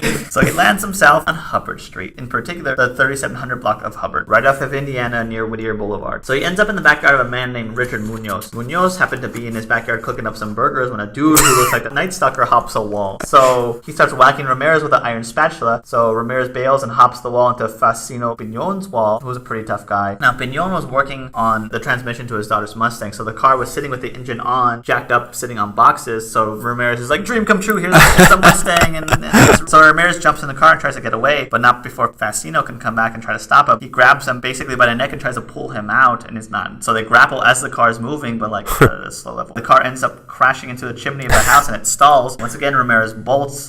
Already This is ridiculous. This is a cartoon sketch. I imagine like the whole, like just gathering, like the whole town is following him at this point. Yeah. So he's running down Hubbard Street, just sweating, just can barely make it. So a woman sees him and is trying to get into her car real fast, and he gets to her and tries to take the keys away to escape, but not before her neighbor, Jose Burgon, and his two sons approach him, followed by the woman's husband, Manuel de la Torre, and he runs up to him with a metal bar and cracks it at the back of Richard Ramirez's head, which when I read that word, I'm like, oh, that's so good. His teeth straightened out. So he hits him behind the head really hard. Once again, manages to get away from that altercation. And he's running down the street, but he's just dizzy and he's hot and sweaty. Did the metal bar have the wrong sort of gunpowder in it? Activated. Oh man, I should have watched this thing. He's just stumbling down Hubbard Street, dizzy and sweaty. And Where are the police? on their way. Okay. Relax. What, you don't like an angry mob? I do, but I want this to be done right. Buy the book! So everyone on the street, it's like the angry mob is following him now, and everyone's like, I'm Matador, that's him. And he's like turning around and being defiant, like hissing at them and sticking his tongue out. And with the sign of the cross and stuff. So De La Torre and the Bourguin boys catch up to him, and they give him the old metal bar special again, right to the head, and knock him down to the ground. And they just stood there as a night stalker bled at their feet, begging for death until the LAPD and Sheriff's you don't get it. Yeah, you're not going to get it. Exactly. Until Sheriff's Department and LAPD came up to pick up the trash. Way to go, LAPD. And then they beat the guys that were hitting Ramirez. What'd you do to this poor guy? There are rumors, and it's not mentioned in the research, but there are rumors I've heard many times before that when the cops came for him, he begged to be taken away from the angry mob that had beaten him. I really hope that's true. Yeah. I don't know if that is, but I really hope that is. They were later given awards by the city and still are heroes for catching the Night Stalker. He was eventually charged with 13 murders and 31 other felonies related to his killing spree. November 7th of 89, he received 19 death sentences, to which he responded, "No big deal. Death always comes with the territory. I'll see you in Disneyland." What? Yeah. He remained a loyal servant to Satan, of course. This pleases Satan. There's a famous photo of him holding up his hand when he's in court and has a pentagram drawn on it. Dweeb. Yeah, he's stupid. Following sentencing, Ramirez was transferred to death row at San Quentin State Prison, but not before bagging a couple of ghoulish girls along the way. Yeah, everyone gets them. There's another thing that the Night Stalkers were known for, and that's for having a really strong female fan base after he was caught. Mothers, lock up your daughters. Really, though. They're sick. Lock them up before we do. One of the jurors, Cynthia Hayden, fell for him when he was on the stand and became a private investigator just to try to prove that he was innocent. Another woman, Laurel Kendall, was a former fashion model turned professional dominatrix in New York, wrote to Ramirez that she fantasized about having sex with him in his prison cell. Other women wanted to have sex with him in their coffin. Other women wanted to have sex with him in a cemetery with the gravestone knocked over and blood of the victims all over. It was just gross. But the biggest fan was a woman named Doreen Loy, who was probably the most persistent of his little creeps. She was a freelance magazine editor, and she thought he was just so attractive. They were married in the main visiting area of San Quentin in 1996. She doesn't look anything like what you'd expect a woman who marries a man she knows to be a serial killer to look like. She looks like everyone's Aunt Mabel. Also, an interesting story, while he was locked up before he was in San Quentin, when he was still in LA County Jail, Richard Ramirez had a big old fanboy moment when he saw Sean Penn in the same jail, who was in jail for reckless driving and fighting with an extra on the set of a movie. When he was there, he wrote him a fan letter that read, "Hey Sean, stay tough and hit him again. Richard Ramirez, 666. Oh, God. To which Penn replied, "You know, Richard, it's impossible to be incarcerated and not feel a certain kinship with your fellow inmates. Well, Richard, I've done the impossible. I feel absolutely no kinship with you, and I hope gas descends upon you before sanity does. You know? Good for you, Sean Penn." His greatest role. Richard Ramirez died in June of 2013. Oh my God, wow. Yeah. He really lasted. June of 2013, remember June of 2013, it's coming up again. He dies from B-cell lymphoma, complications from that. Many think it's unfair that such a savage psychopath got to live his life while many other innocent people were cut short. But you know, if you had done the research, Richard Ramirez never wanted to live past being caught, and the idea of rotting in prison made him sick. To know he died in jail. Well, it gave him cancer. To know he died in jail brings a big smile to my face. Yeah. That's the Night Stalker. I wish he could die again. Just for all of us to watch. It's the Night Stalker. Well, I will never, ever be here during the summer again. Oh, yeah. No, it can be boiling hot. I'm like, keep the window closed. Yeah, please. No doggy doors. Sorry, doggy. You gotta stay inside. You've got one serial killer. I've got another one for you. Try my serial killer? Yeah. No, well, let's see it. I've got an import for you. This is like Pokemon. I've got a level 40. This is proof that the Cecil is sending out a beacon to evil all across the globe and isn't restricted to just local maniacs. Jack Unterweger. Oh boy, what a great last name that is. Or as his mother named him, Johann Unterweger. Oh, that's even better. Johann! Yeah. Johann. Danke.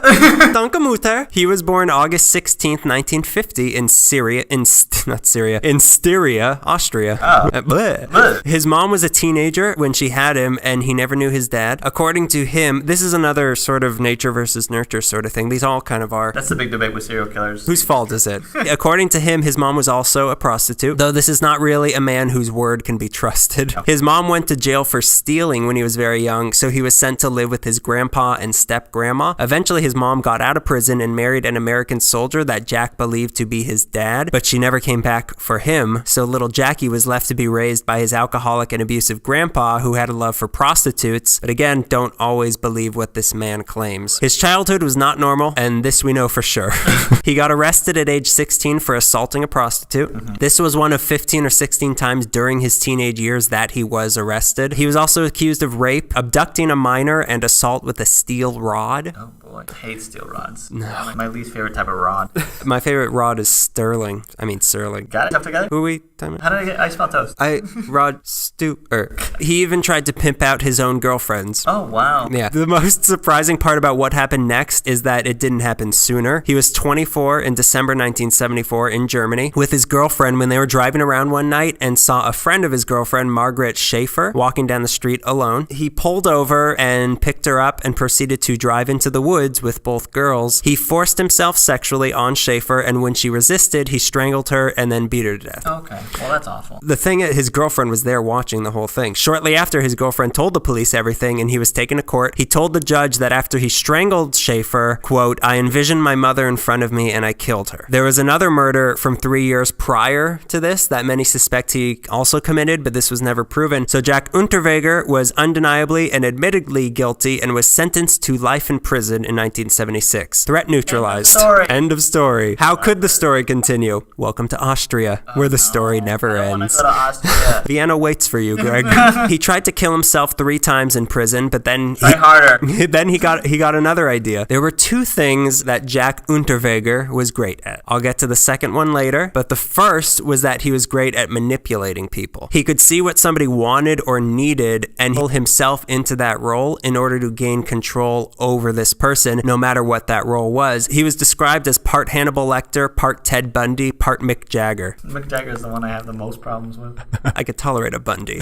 Whether he thought this through or not, what happened to him happened. Austria in the 70s was still recovering from World War II, and the role they played in it, which was not a very flattering one. It's not remembered. Great. No, it's not looked upon fondly. It was a country craving redemption, and what better way to prove that redemption is possible by demonstrating it himself. So the country needed an aspirational figure to strive for, and he was just the man to fill that role. How is that possible? There was an ultra-liberalism that was prominent in Vienna at the time, which tended to give artists every benefit of every doubt as a sort of reaction to how things were in World War II, where all artists were trash and scum according to the Nazis. So why not become an artist? That's why I got into it. Is that how... I'm an artist.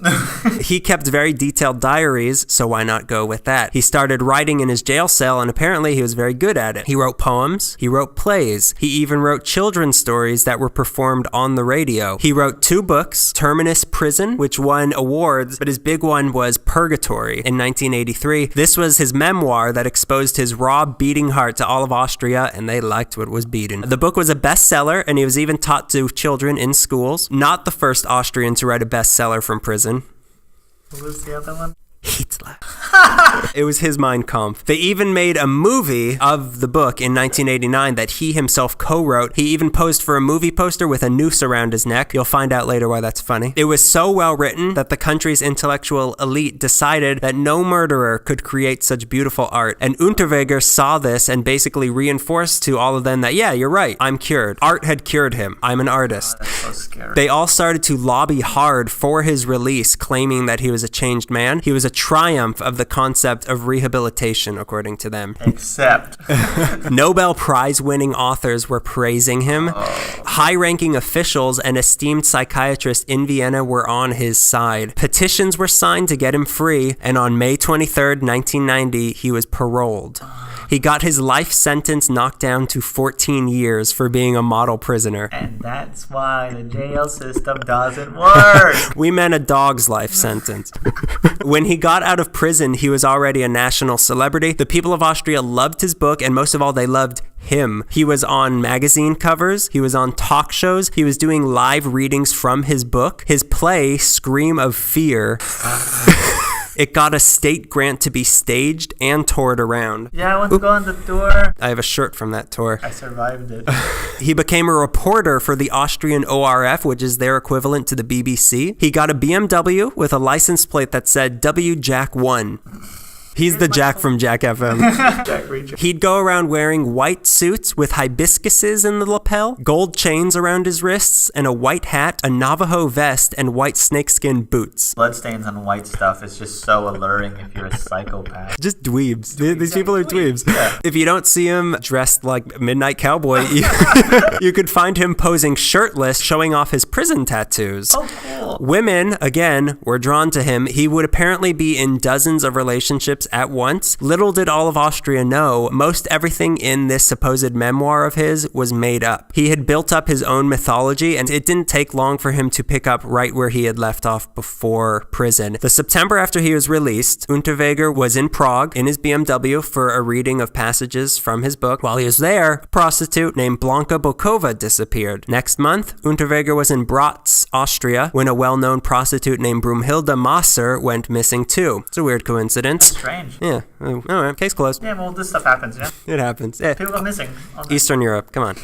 Then in November, both these women's bodies were found in the woods on the outskirts of their respective towns. Their bodies were found lightly covered with leaves and twigs. Both were posed in sexually suggestive poses on their back or stomachs with their legs spread open. Both had signs of being beaten, and both were found with their stockings or bras tied around their necks. It took a third prostitute, Heidi Hammerer, to go missing in December in Bregenz, Austria, for the police to put together that they have a serial killer on their hands. Prostitution was legal in Austria, so this sort of thing didn't normally happen. There was no reason for this to happen. Then the parents of this third victim started getting phone calls on their unlisted number from a man taunting them about having a prostitute for a daughter. Her body turned up on the outskirts of town 7 months later, mostly decomposed, but killed and posed in a similar fashion as the other two. Then, spring of 1991, the flurry broke out when prostitutes named Elfried Schrempf, Sylvia Zagler, Sabine Moitzi, Regina Prem, and Karen Sladke Eroglu all turned up dead in the outskirts of Graz and Vienna. The common thread that nobody put together or wanted to put together was that Unterweger was in each of these places when these women disappeared. No, he's rehabilitated. He's a changed man. He's an author. The pen is mightier than his throttling hands.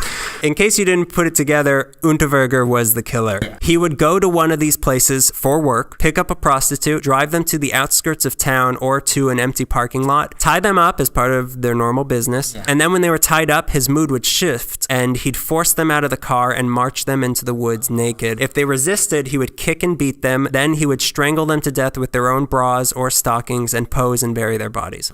Then, in a touch of insane audacity, when the story broke that there was a prostitute serial killer on the loose, he, being a reporter, set himself up as the main correspondent on the story. He went around interviewing prostitutes, police chiefs, everybody on national TV, and he was everywhere on national TV covering the crimes that he himself was committing. Was Austria so blind from the embarrassment of Nazism that they're like, but we're not any authority figure at all? Who are we? We can do this. And then the Cecil called and told him that his room was ready. Unterweger accepted a few... Don't come!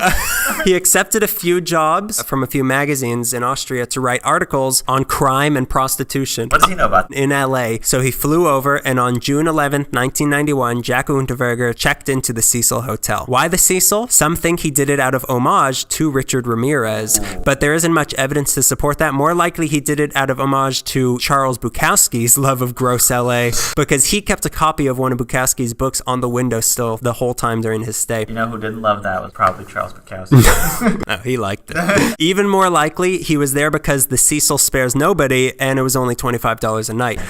What we know for sure is that the killings in Austria miraculously stopped during the 5 weeks that he was in LA. But the Hardy Boys on it. They were killed in the Holocaust.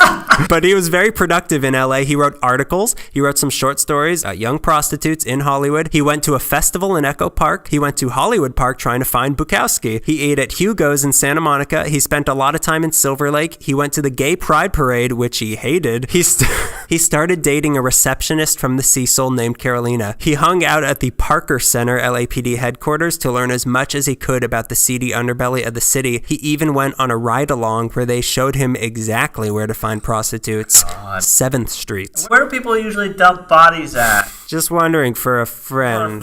Rick. So all the prostitutes turned out were right near his hotel. He would pay them $30 and make them climb up the fire escape to get to his room.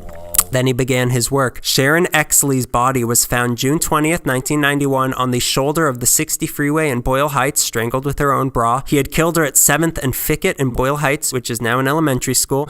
Irene Rodriguez was found June 30th in a truck loading area at 1st and Myers in Boyle Heights, right by the river, strangled with her own bra. Sherry Long, aka Peggy Jean Booth, was found July 10th near Coral Canyon Road in Malibu, strangled with her own bra. All were prostitutes. The first two worked near the Cecil. The last one worked Hollywood, which adds up because Unterweger checked out of the Cecil on July 2nd and stayed in Hollywood for a while before he left LA for good on July 16th. The police had no idea who was doing this. All they knew was that whoever did it had scoped out the locations to dump the bodies beforehand. Back in Austria, a retired cop saw what had been done to local women, and it sparked a memory of what Unterweger had done in the 70s. It seems that the police already kind of suspected him, but they didn't want to acknowledge that, so they wouldn't look bad for having let him back out of prison in the first place. They also knew how adored he was by the public and didn't want to risk their ire by going after him, so they secretly started keeping an eye on all of his actions, financial and otherwise. After a few months, Unterweger got tipped off from a friend that he was a suspect in the murders. In response, since he was still covering the case, he started criticizing the police for not having caught the killer yet and started to turn the public against the police rather than him. By this time, he was living with his 18-year-old fiancée, Bianca Mrock. Their eyes open.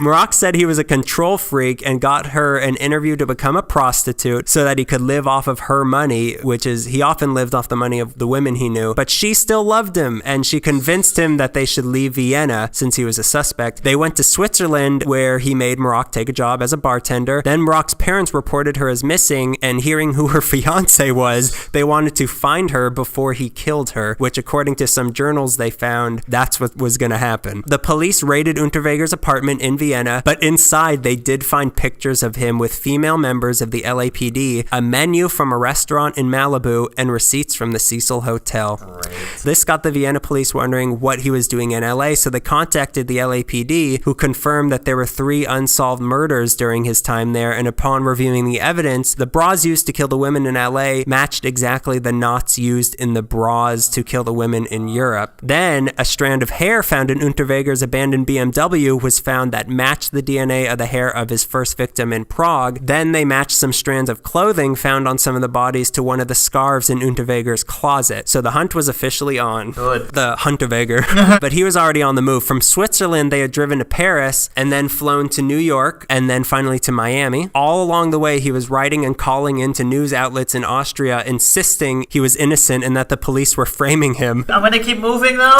Don't worry about me. I'm fine. He insisted that he loved his freedom too much to risk it all by killing again, and that he would rather kill himself than go back to prison. Good. In Miami, he made his fiancée get a job as a stripper while he kept defending himself to the Austrian media and rally the intellectuals on his side again. Eventually, his credit cards were traced to Miami. And when he went to the local Western Union to collect some money sent to him by an ex-girlfriend, the police surrounded him and he was under arrest. Initially, he was like, oh, let me get tried in LA because there were only 3 victims there. Then he realized California had the death penalty. So on May 28th, he was like, all right, let's go to Austria. He went back to Austria. He was accused of 11 counts of murder in 3 countries. It was called the trial of the century in Austria, I guess, except for the Nazis. He insisted. This is a whole new century.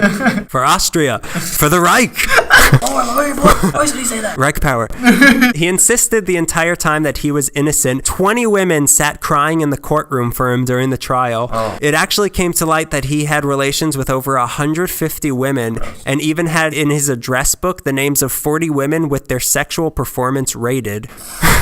But who's going to rate your performance, Unterweger? God. He even had 2 serious girlfriends at once who he was living with simultaneously. How do you do that? I'm going to work. Let me change my coat. Before his sentencing, he repeatedly told his lawyer that he would kill himself if he was found guilty and wrote in several letters to friends that suicide was the final freedom. Fine, whatever. People thought he was just trying to get attention. The night before the sentencing, a bomb exploded outside the courthouse in some sort of attempt to disrupt the proceedings. He was found guilty on 9 counts of murder, not for the other 2, because in those cases, all that was left of the victims were bones when they found him, so they couldn't prove those. That night, June 29th, 1994, in Graz, Jack Unterweger demonstrated yet again the second skill that he was great at that I mentioned before, and hanged himself in the jail cell. He was great at tying knots. He hung himself off a curtain rod using a piece of wire and the drawstring from his jogging pants, presumably because a bra wasn't handy. In one final piece of evidence, the knot he used in his noose matched exactly the same as all the others. He was found dead at 3:40 a.m. and he died before his appeal, so technically his guilty verdict was not legally binding. This story was eventually made into an opera by John Malkovich, and earlier this year was even an Austrian movie called Jack. Many in Austria still think he was framed as some sort of class warfare police conspiracy. Even though he is considered to be the first global serial killer, the story isn't that well known in LA because while all this was happening, the city was distracted by the officers on trial for the Rodney King beating, and then OJ happened, so this kind of got like glanced over. But at least Unterweger can be proud that he was convicted of 2 separate life sentences. So good for him. That is Jack Unterweger. What a dirtbag. Gross. Being. And if you look at him, he's like, I wouldn't do anything. I just want to go for a ride to the woods. He looks like a skull. He's very gross looking. His teeth are great, though. Not the same could be said about handsome old Richard Ramirez. Now a shorter, like we were saying, it's sad that the one you're about to tell us is like the light one of the 4 we're doing. Yeah, I know. This is about the death of like a local celebrity. You know how like some areas have like, oh, there's the Jesus on rollerblades guy, and you only remember the guy who sings with the dog puppet. Exactly. This happened in 1964, June of 1964, on a Saturday. It was the death of Pigeon Lady of Pershing Square, as she was known. She was murdered at the Cecil. She was a 65-year-old woman. Her name was Goldie Osgood. She was strangled, stabbed, and raped in her room. Okay. Osgood was known as an incredibly friendly woman who would often be seen feeding the smaller birds at Pershing Square, those who struggled to forage for themselves. She would also scare away larger birds, which threatened her favorite little birds. I would be angry if I was a... You get out of here, big bird! I like little birds! She did this every day. She went out there and feed the birds. She was a retired telephone operator who now spent her days just hanging around Pershing Square, looking after the little birds, because who else is gonna? Pershing Square must have been really nice in the 60s. The man they suspect... It doesn't sound nice according to what happened to her. I guess not, no. Well, it didn't happen at Pershing Square.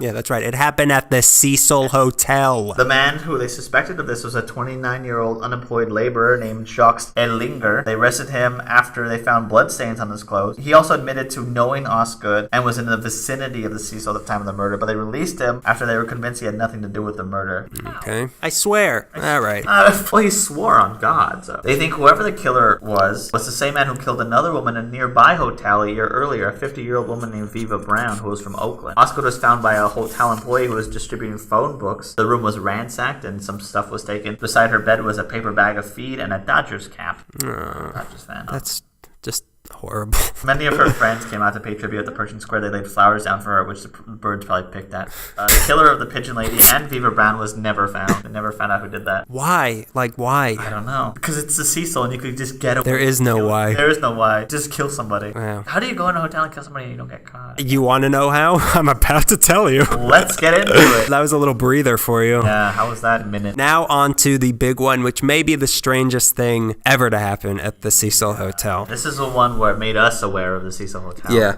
And it's not like the other ones were like, well, it didn't happen at the Cecil. These were just guys who stayed at the Cecil, aside from the Pigeon Lady. Yeah. But like this is almost like a locally grown. The Cecil sort of like wanted to tell something to us, and it did this. This is the Cecil's opus. It was a work of art, really. Elisa Lam. Get into it. Here we go. You may or may not know this story. It was very popular when it first happened, so if you don't know, or in case you wanted a refresher, here it is. In case you had finally gotten to sleep well at night, here we go again. Put down the glass of water you're drinking. Or take a big gulp so you can spit it out. On January 28th, 2013, 21-year-old Elisa Lam checked into the Cecil Hotel. She was set to check out on January 31st. She never did. On February 1st, since she had never failed to be in contact with her parents every single day, she was reported missing by her parents. She had been last seen the night before her checkout alone by one of the desk clerks. Other than that, there was no clue where she had gone. All her stuff was still in her room. Posters went up around downtown. Nobody had seen her. Police searched all over the hotel for her. They went into as many rooms as they could, although since it was also a long-term residence, there were some rooms that they could not enter without probable cause. They searched the roof with dogs. Nothing. Then, over 2 weeks later, on February 19th, a guest in room 320 complained that the water pressure in his room was terrible. It was just trickling out of the taps. Other people later reported that the water in their rooms also was coming out looking, smelling, and tasting weird. In some cases, the water would run out of the faucets black. The maintenance guy, Santiago Lopez, went up on the roof at 10 a.m. that day to the water tanks to investigate, and he noticed the hatch to one of them was open. He climbed up and looked inside, and there she is. What are you doing in there? You get out of there. Floating about 12 inches from the top of the tank was Elisa Lam. She was dead and naked, but her clothes were sunk down in there too. Police were called, and because of the positioning of the water tanks, they had to chainsaw her body out of there at about 4:30 p.m. The Cecil was kind enough to offer to relocate the guests who were repulsed at having been drinking and bathing in corpse water for over 2 weeks. 27 guests were moved to the Mayfair Hotel. 11 guests didn't mind. I wonder who's guilty. But they did have to sign a waiver every time they entered the building and were given a nice supply of water bottles and apparently were offered a 25% discount of their stay. Here's a death coupon. Here's a corpse coupon. 1% for every day she was in the water tank. The tank she had been decomposing in not only supplied the rooms, but also provided water for the coffee shop and the kitchen downstairs, and was being used to wash the linens. Health officials ordered a don't drink order and tested the water and concluded that at the time of the testing, the water was safe to drink, probably because of the chlorine that was in the tank, but that was at the time of the testing, which was almost 3 weeks after she first got in there. Nevertheless, the water was only used for flushing toilets during the 3-day sanitization process. By the end of the month, the guests that had left sued the Cecil for allowing them to drink corpse water, and that September, the parents of Elisa Lam sued the Cecil for wrongful death for not properly controlling access to the roof of the building. Let's make it a little bit stranger now. Okay. A straightforward case would not capture people's attention like this one did, would it? What I just told you are the dry facts of what could immediately be observed of what happened. Let's color in the details. Please do. First of all, getting to the roof. There were 4 ways of getting to the roof of the Cecil. There's the staff door, which is locked and armed with a working alarm. If anyone somehow goes through that, it would alert the staff at the front desk. So no one's getting through there without the staff knowing. Then there are 3 fire escapes that you can climb up the sides of the building to get there. There have been a lot of people that afterwards went to the Cecil to investigate these options with videos and articles online. Apparently it's very easy to get to the roof using one of the fire escapes if you're willing to climb a ladder up the side of the building on the 14th floor. The detectives seem to think she went through the staff door though. Yeah. But if she did, an alarm would have alerted the staff who would have come to investigate unless the staff were the ones taking her through that door. Then once she's on the roof, there's 4 water tanks. They're 8 feet tall and 4 feet wide and can hold about 1,000 gallons of water. They must have little ladders on them that you can climb up, but looking at the pictures, I don't see them.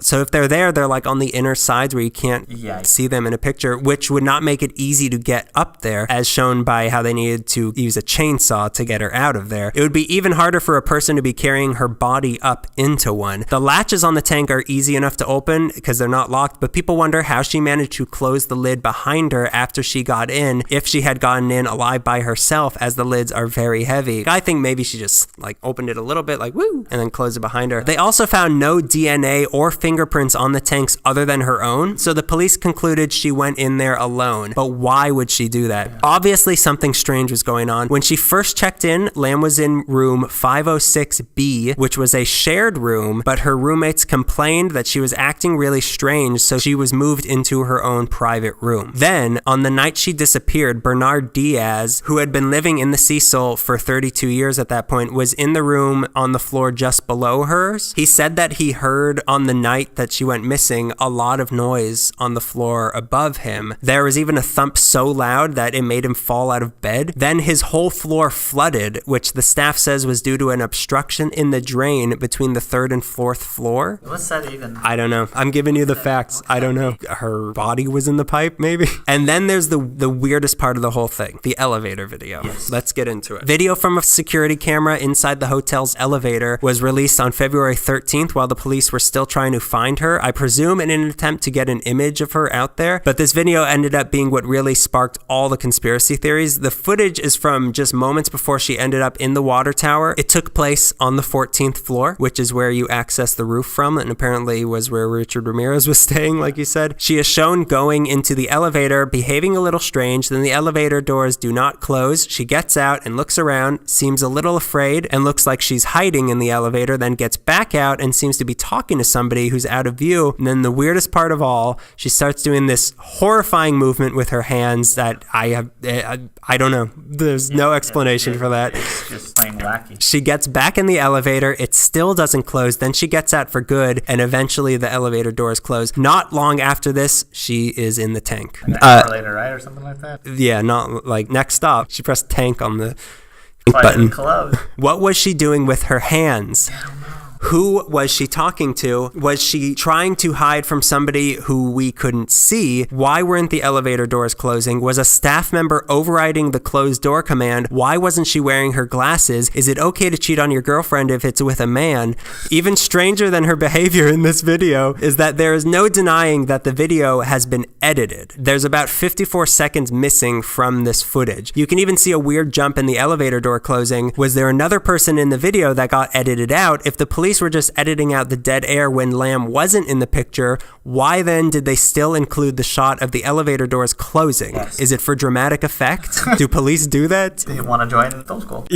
They're all rejects from film school. Also, the video is slowed down. What? It's slowed down. This may have been so that people could get a better look at her, but you can see her fine in the sped up. You can watch the sped up version on the internet. The sped up version isn't as scary in some ways and looks less bizarre, but it's still really unsettling. Some people explain her behavior in the video and ask, like, well, put yourself in her shoes and imagine how you'd look if someone watched a video of you with no sound as you're frustrated with an elevator door that won't close, or like if your internet won't connect. You would look insane. Or maybe she was on drugs. However, in the autopsy, there were no drugs found in her body and she had no history of using drugs. However, maybe they didn't test for the right kind of drugs, or maybe the drugs were not detectable by the time they found her body. One of the amateur investigators who went up there got into the exact elevator she had been in and said he pushed the hold door button and it took 1 minute and 54 seconds for the doors to finally close, which may explain what was going on. It makes sense also that she might have pressed the wrong button on accident because she didn't have her glasses on. She's like really, like she's up close. It's unsettling. I don't like it. Yeah. There also was supposedly another surveillance video from earlier that night that the police never released of her coming into the hotel with 2 men who were holding a box that they then give to her. Then they leave and she went into the elevator alone, presumably up to her room, and then later on to die.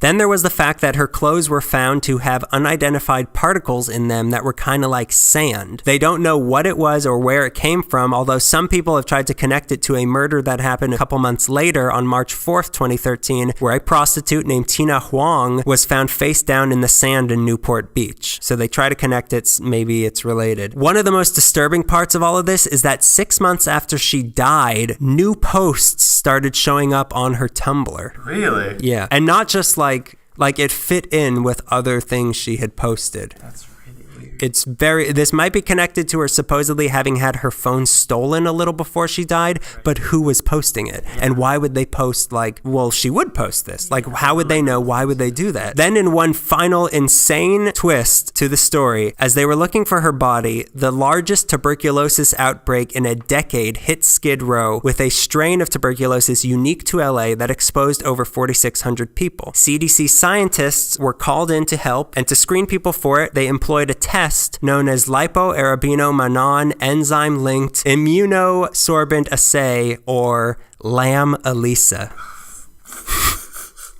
I have nothing to say about that. Explanation for that. That's insane. It's weird. Like I said, this whole bizarre case, it was incredibly popular around town and the country, maybe due to Lam's having parents from Hong Kong and speaking Cantonese. Her story became an obsession in Asia also, especially in China, where the elevator video got over 3 million views in 1 week. Some media outlets in China got a little too carried away and started accusing some singer from a death metal band as the murderer, and they basically made the entire country think that it was this guy.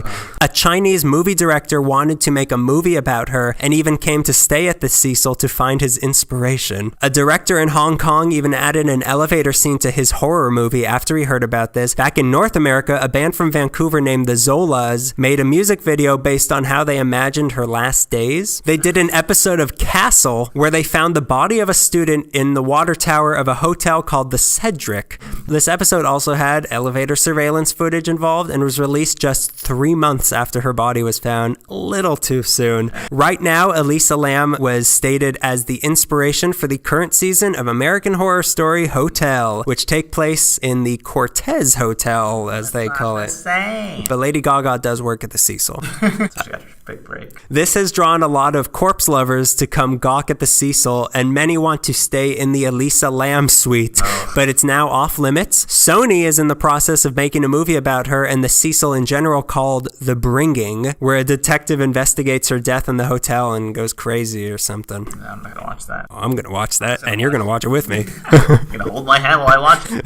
Another weird coincidence is that in 2005, a movie came out called Dark Water that involved dark water running out of the faucets of a building due to a corpse, and in the end of the movie, the main character is in an elevator that won't work. The name of that character?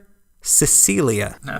Her official death report, which came out June 21st, 2013, just when Richard Ramirez died, 2 months later than they said that they would release it, didn't put any sort of definitive end to the speculation either. They never ran a rape kit on her, which many found to be suspicious. There was said to be no sign of external or internal trauma or injuries, but some experts who reviewed the results said that what they were describing actually, that is external and internal trauma and injuries. Although this could just be due to the condition they found her body in, which, in case you forgot, was decomposing in a tank of water. So it's probably hard to get a definitive sort of autopsy. They ruled out any foul play, but at the same time, they dismissed the possibility that she intended to kill herself. So what do we do with that? Yeah. The initial cause of death was written as accidental, but then crossed out and replaced with undetermined, and then finally settled that the cause of death was accidental due to drowning with bipolar disorder as a significant condition. And there's the key maybe to this entire thing. Elisa Lam, aside from being a supernatural superstar, was a human also,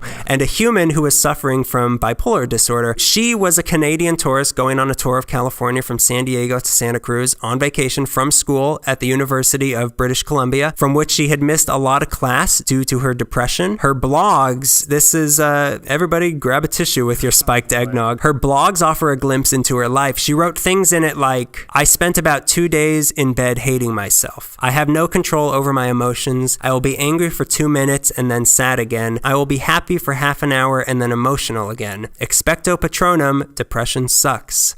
She once claimed that she was raped. One of the last posts in her blog, which she hadn't updated since April 4th, 2012, said, "The only thing that does make you different is that you're a complete utter failure and have depression. So la-di-da, that makes you special. Why aren't you so proud of that? Oh, it's special because people can pity you and you can manipulate them with their pity and use them to just wheedle out more time, but you don't do anything. God, I hate you so much." So this is a girl who's really struggling.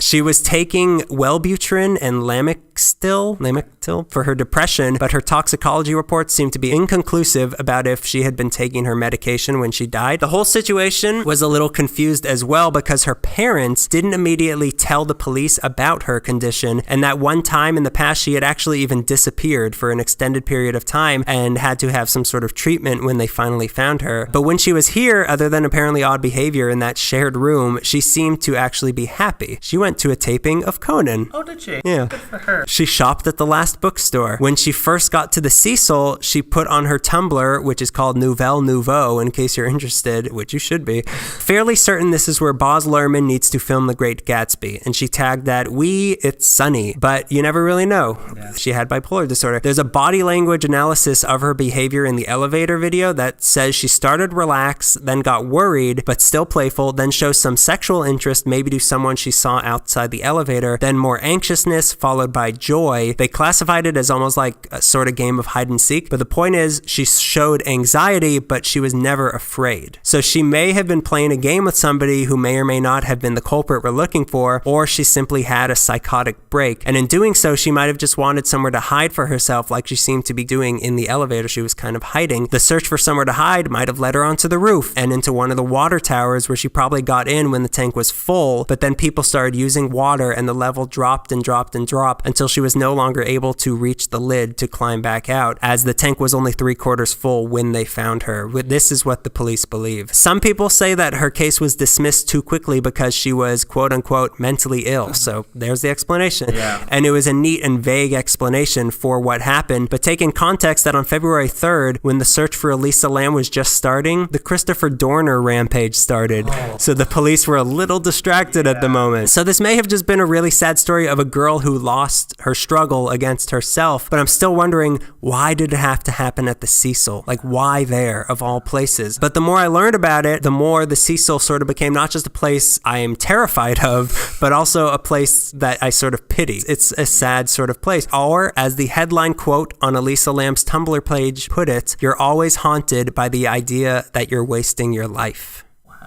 Oh, the Cecil. Oh, Cecil, you came and you gave me nightmares. Let's talk a little bit about why we got turned on to the Cecil. My sweet Melissa, my girlfriend, she went downtown one time and was like, oh my God, I saw this place. It was so cool. We should stay there one time. It's this hotel. It was so nice. It was this old hotel. It's called something with a C. It's some fancy name with a C. I'll find it for you, sweetheart. Yeah, and I find, do you know what happened here? This is the most horrifying place on earth. She felt betrayed that she had fallen in love with this place, and then it turned on her, and then she got obsessed with the Elisa Lam case. And both of you got me obsessed. And then you pointed out Elisa Lam is an anagram of Melissa, which freaked her out. Right. And then the tuberculosis outbreak, she got tuberculosis somehow. Right. Yeah. And also a friend of hers said that she was working at the Cecil, but got fired a few weeks before the Elisa Lam thing. And then they called her, investigators called her later and was like, you didn't drink any water, did you? Even though she had been gone before this all happened. So that's all over the place. It's hell. I remember when you told me, you explained it like it was a shining thing. I've always been here. Yeah.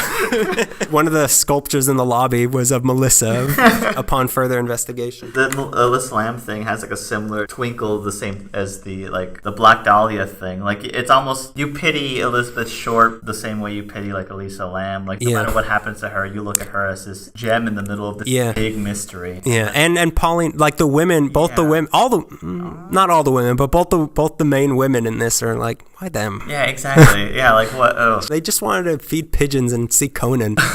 Don't we all want to do that? Speaking of the Black Dahlia, the rumor that the Black Dahlia was last seen there is not true. No, there's so many rumors about Elizabeth Short. But trust me, we were upset about that. I'm sure the other hotels in the area, the Roslyn, stuff is going on. But the Cecil just has, it's the Overlook. They're the Yankees of haunted hotels. I wanted to record this episode there, and you talked me out of it, but now that we've gone over this, I'm so glad we're safe. Imagine if we're all right, and we're done recording, we stop the button, and just a voice is get in the water tank.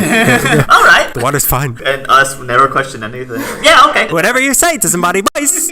I brought my swimming trunks just in case. Yeah, it's a terrible. Yeah, I don't like every it. Every time we're let's go to Kohl's, or let's do well, we gotta walk by the Cecil. We just have to. Yeah, of course we're gonna do that. We gotta get an eyeful. Yeah, what an eyeful. Doing research on Richard Ramirez, I haven't been able to go home the same way. Now I was okay, who's in here? Yeah. Is it to get in here? What's the temperature threshold where I can open the window? Like I was saying, I was doing research at work, so I'm sitting there reading about and then Unterweger tied the bra, and then a little kid's coming up to me. Do you know where the atlases are? Please don't go home tonight. Never go to Vienna.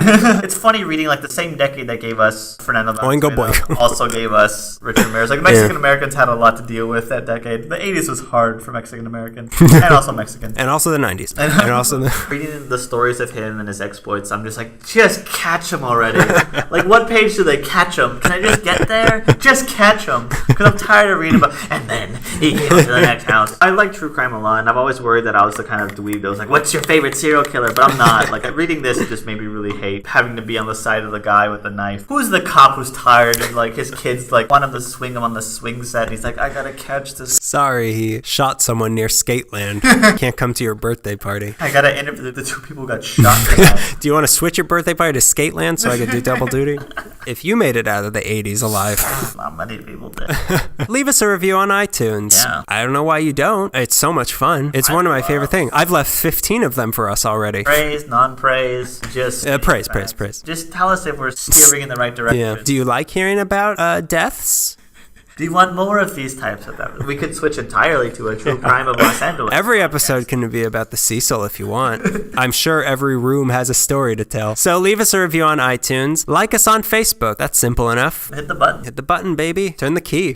Follow us on Twitter at LA Meekly. Instagram is a lot of fun. Yeah. LA_Meekly. We got a lot of pictures. You'll see a lot of things from the Cecil in this. We went there. We did go there. We just didn't stay there. Because if you stay there, you can never leave. We got really close to the elevator and we're both like... Oh my god. That was... Yeah, I didn't like that. No, yeah, that was too... I felt like it was going to open and blood was going to fall out of it. What type of blood is this? I'm allergic. Send us an email if you want, la.meekly@gmail.com. Also, we're on Stitcher now. If you somehow you're listening to this, but you'd rather listen to it on Stitcher, find us on Stitcher. We're there. Check out our Tumblr page, lameekly.tumblr.com. That is the hub of our... It's the den of evil. It's the Cecil of this whole operation. Exactly, yeah. It is definitely haunted. There's long-term residents. Some people stop by really quickly, but everybody gets a taste, you know? So that's it. That was our third annual Creepy Christmas, Haunted Hanukkah. And we wish you a creepy Christmas and haunted Hanukkah. I expect 8 gifts. Just give me one big one. One for every person that's jumped off the Cecil. Yeah, we hope you had a good year. I'm looking forward to part 4 of this. You mean parkour? Parkour, of course. You mean parkour? Yeah, parkour. Creepy Christmas, Haunted Hanukkah, parkour. Yeah, have a happy holidays. Watch the commercial with the dancing Hershey's Kisses. Put on Home Alone. We'll see you at Star Wars. Oh my god. You mean Cecil Anniversary Day?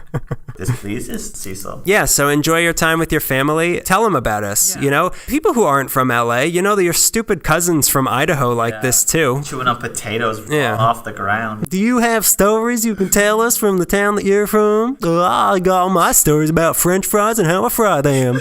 Stupid people from Idaho. You're so stupid. They've never seen the ocean before. They don't even know what it is. What was that? Mashed potatoes? God, they're idiots. Well, on that note, that's been 2 years of LA Meekly staying off of Maine since 2013. Boo. Boo. Boo. Boo. Boo. Boo. I'm here to haunt you. Oh, boo. I said boo. Well, didn't you know that the Cecil's evil powers came from Idaho? Idiots. Oh boy, that's trouble.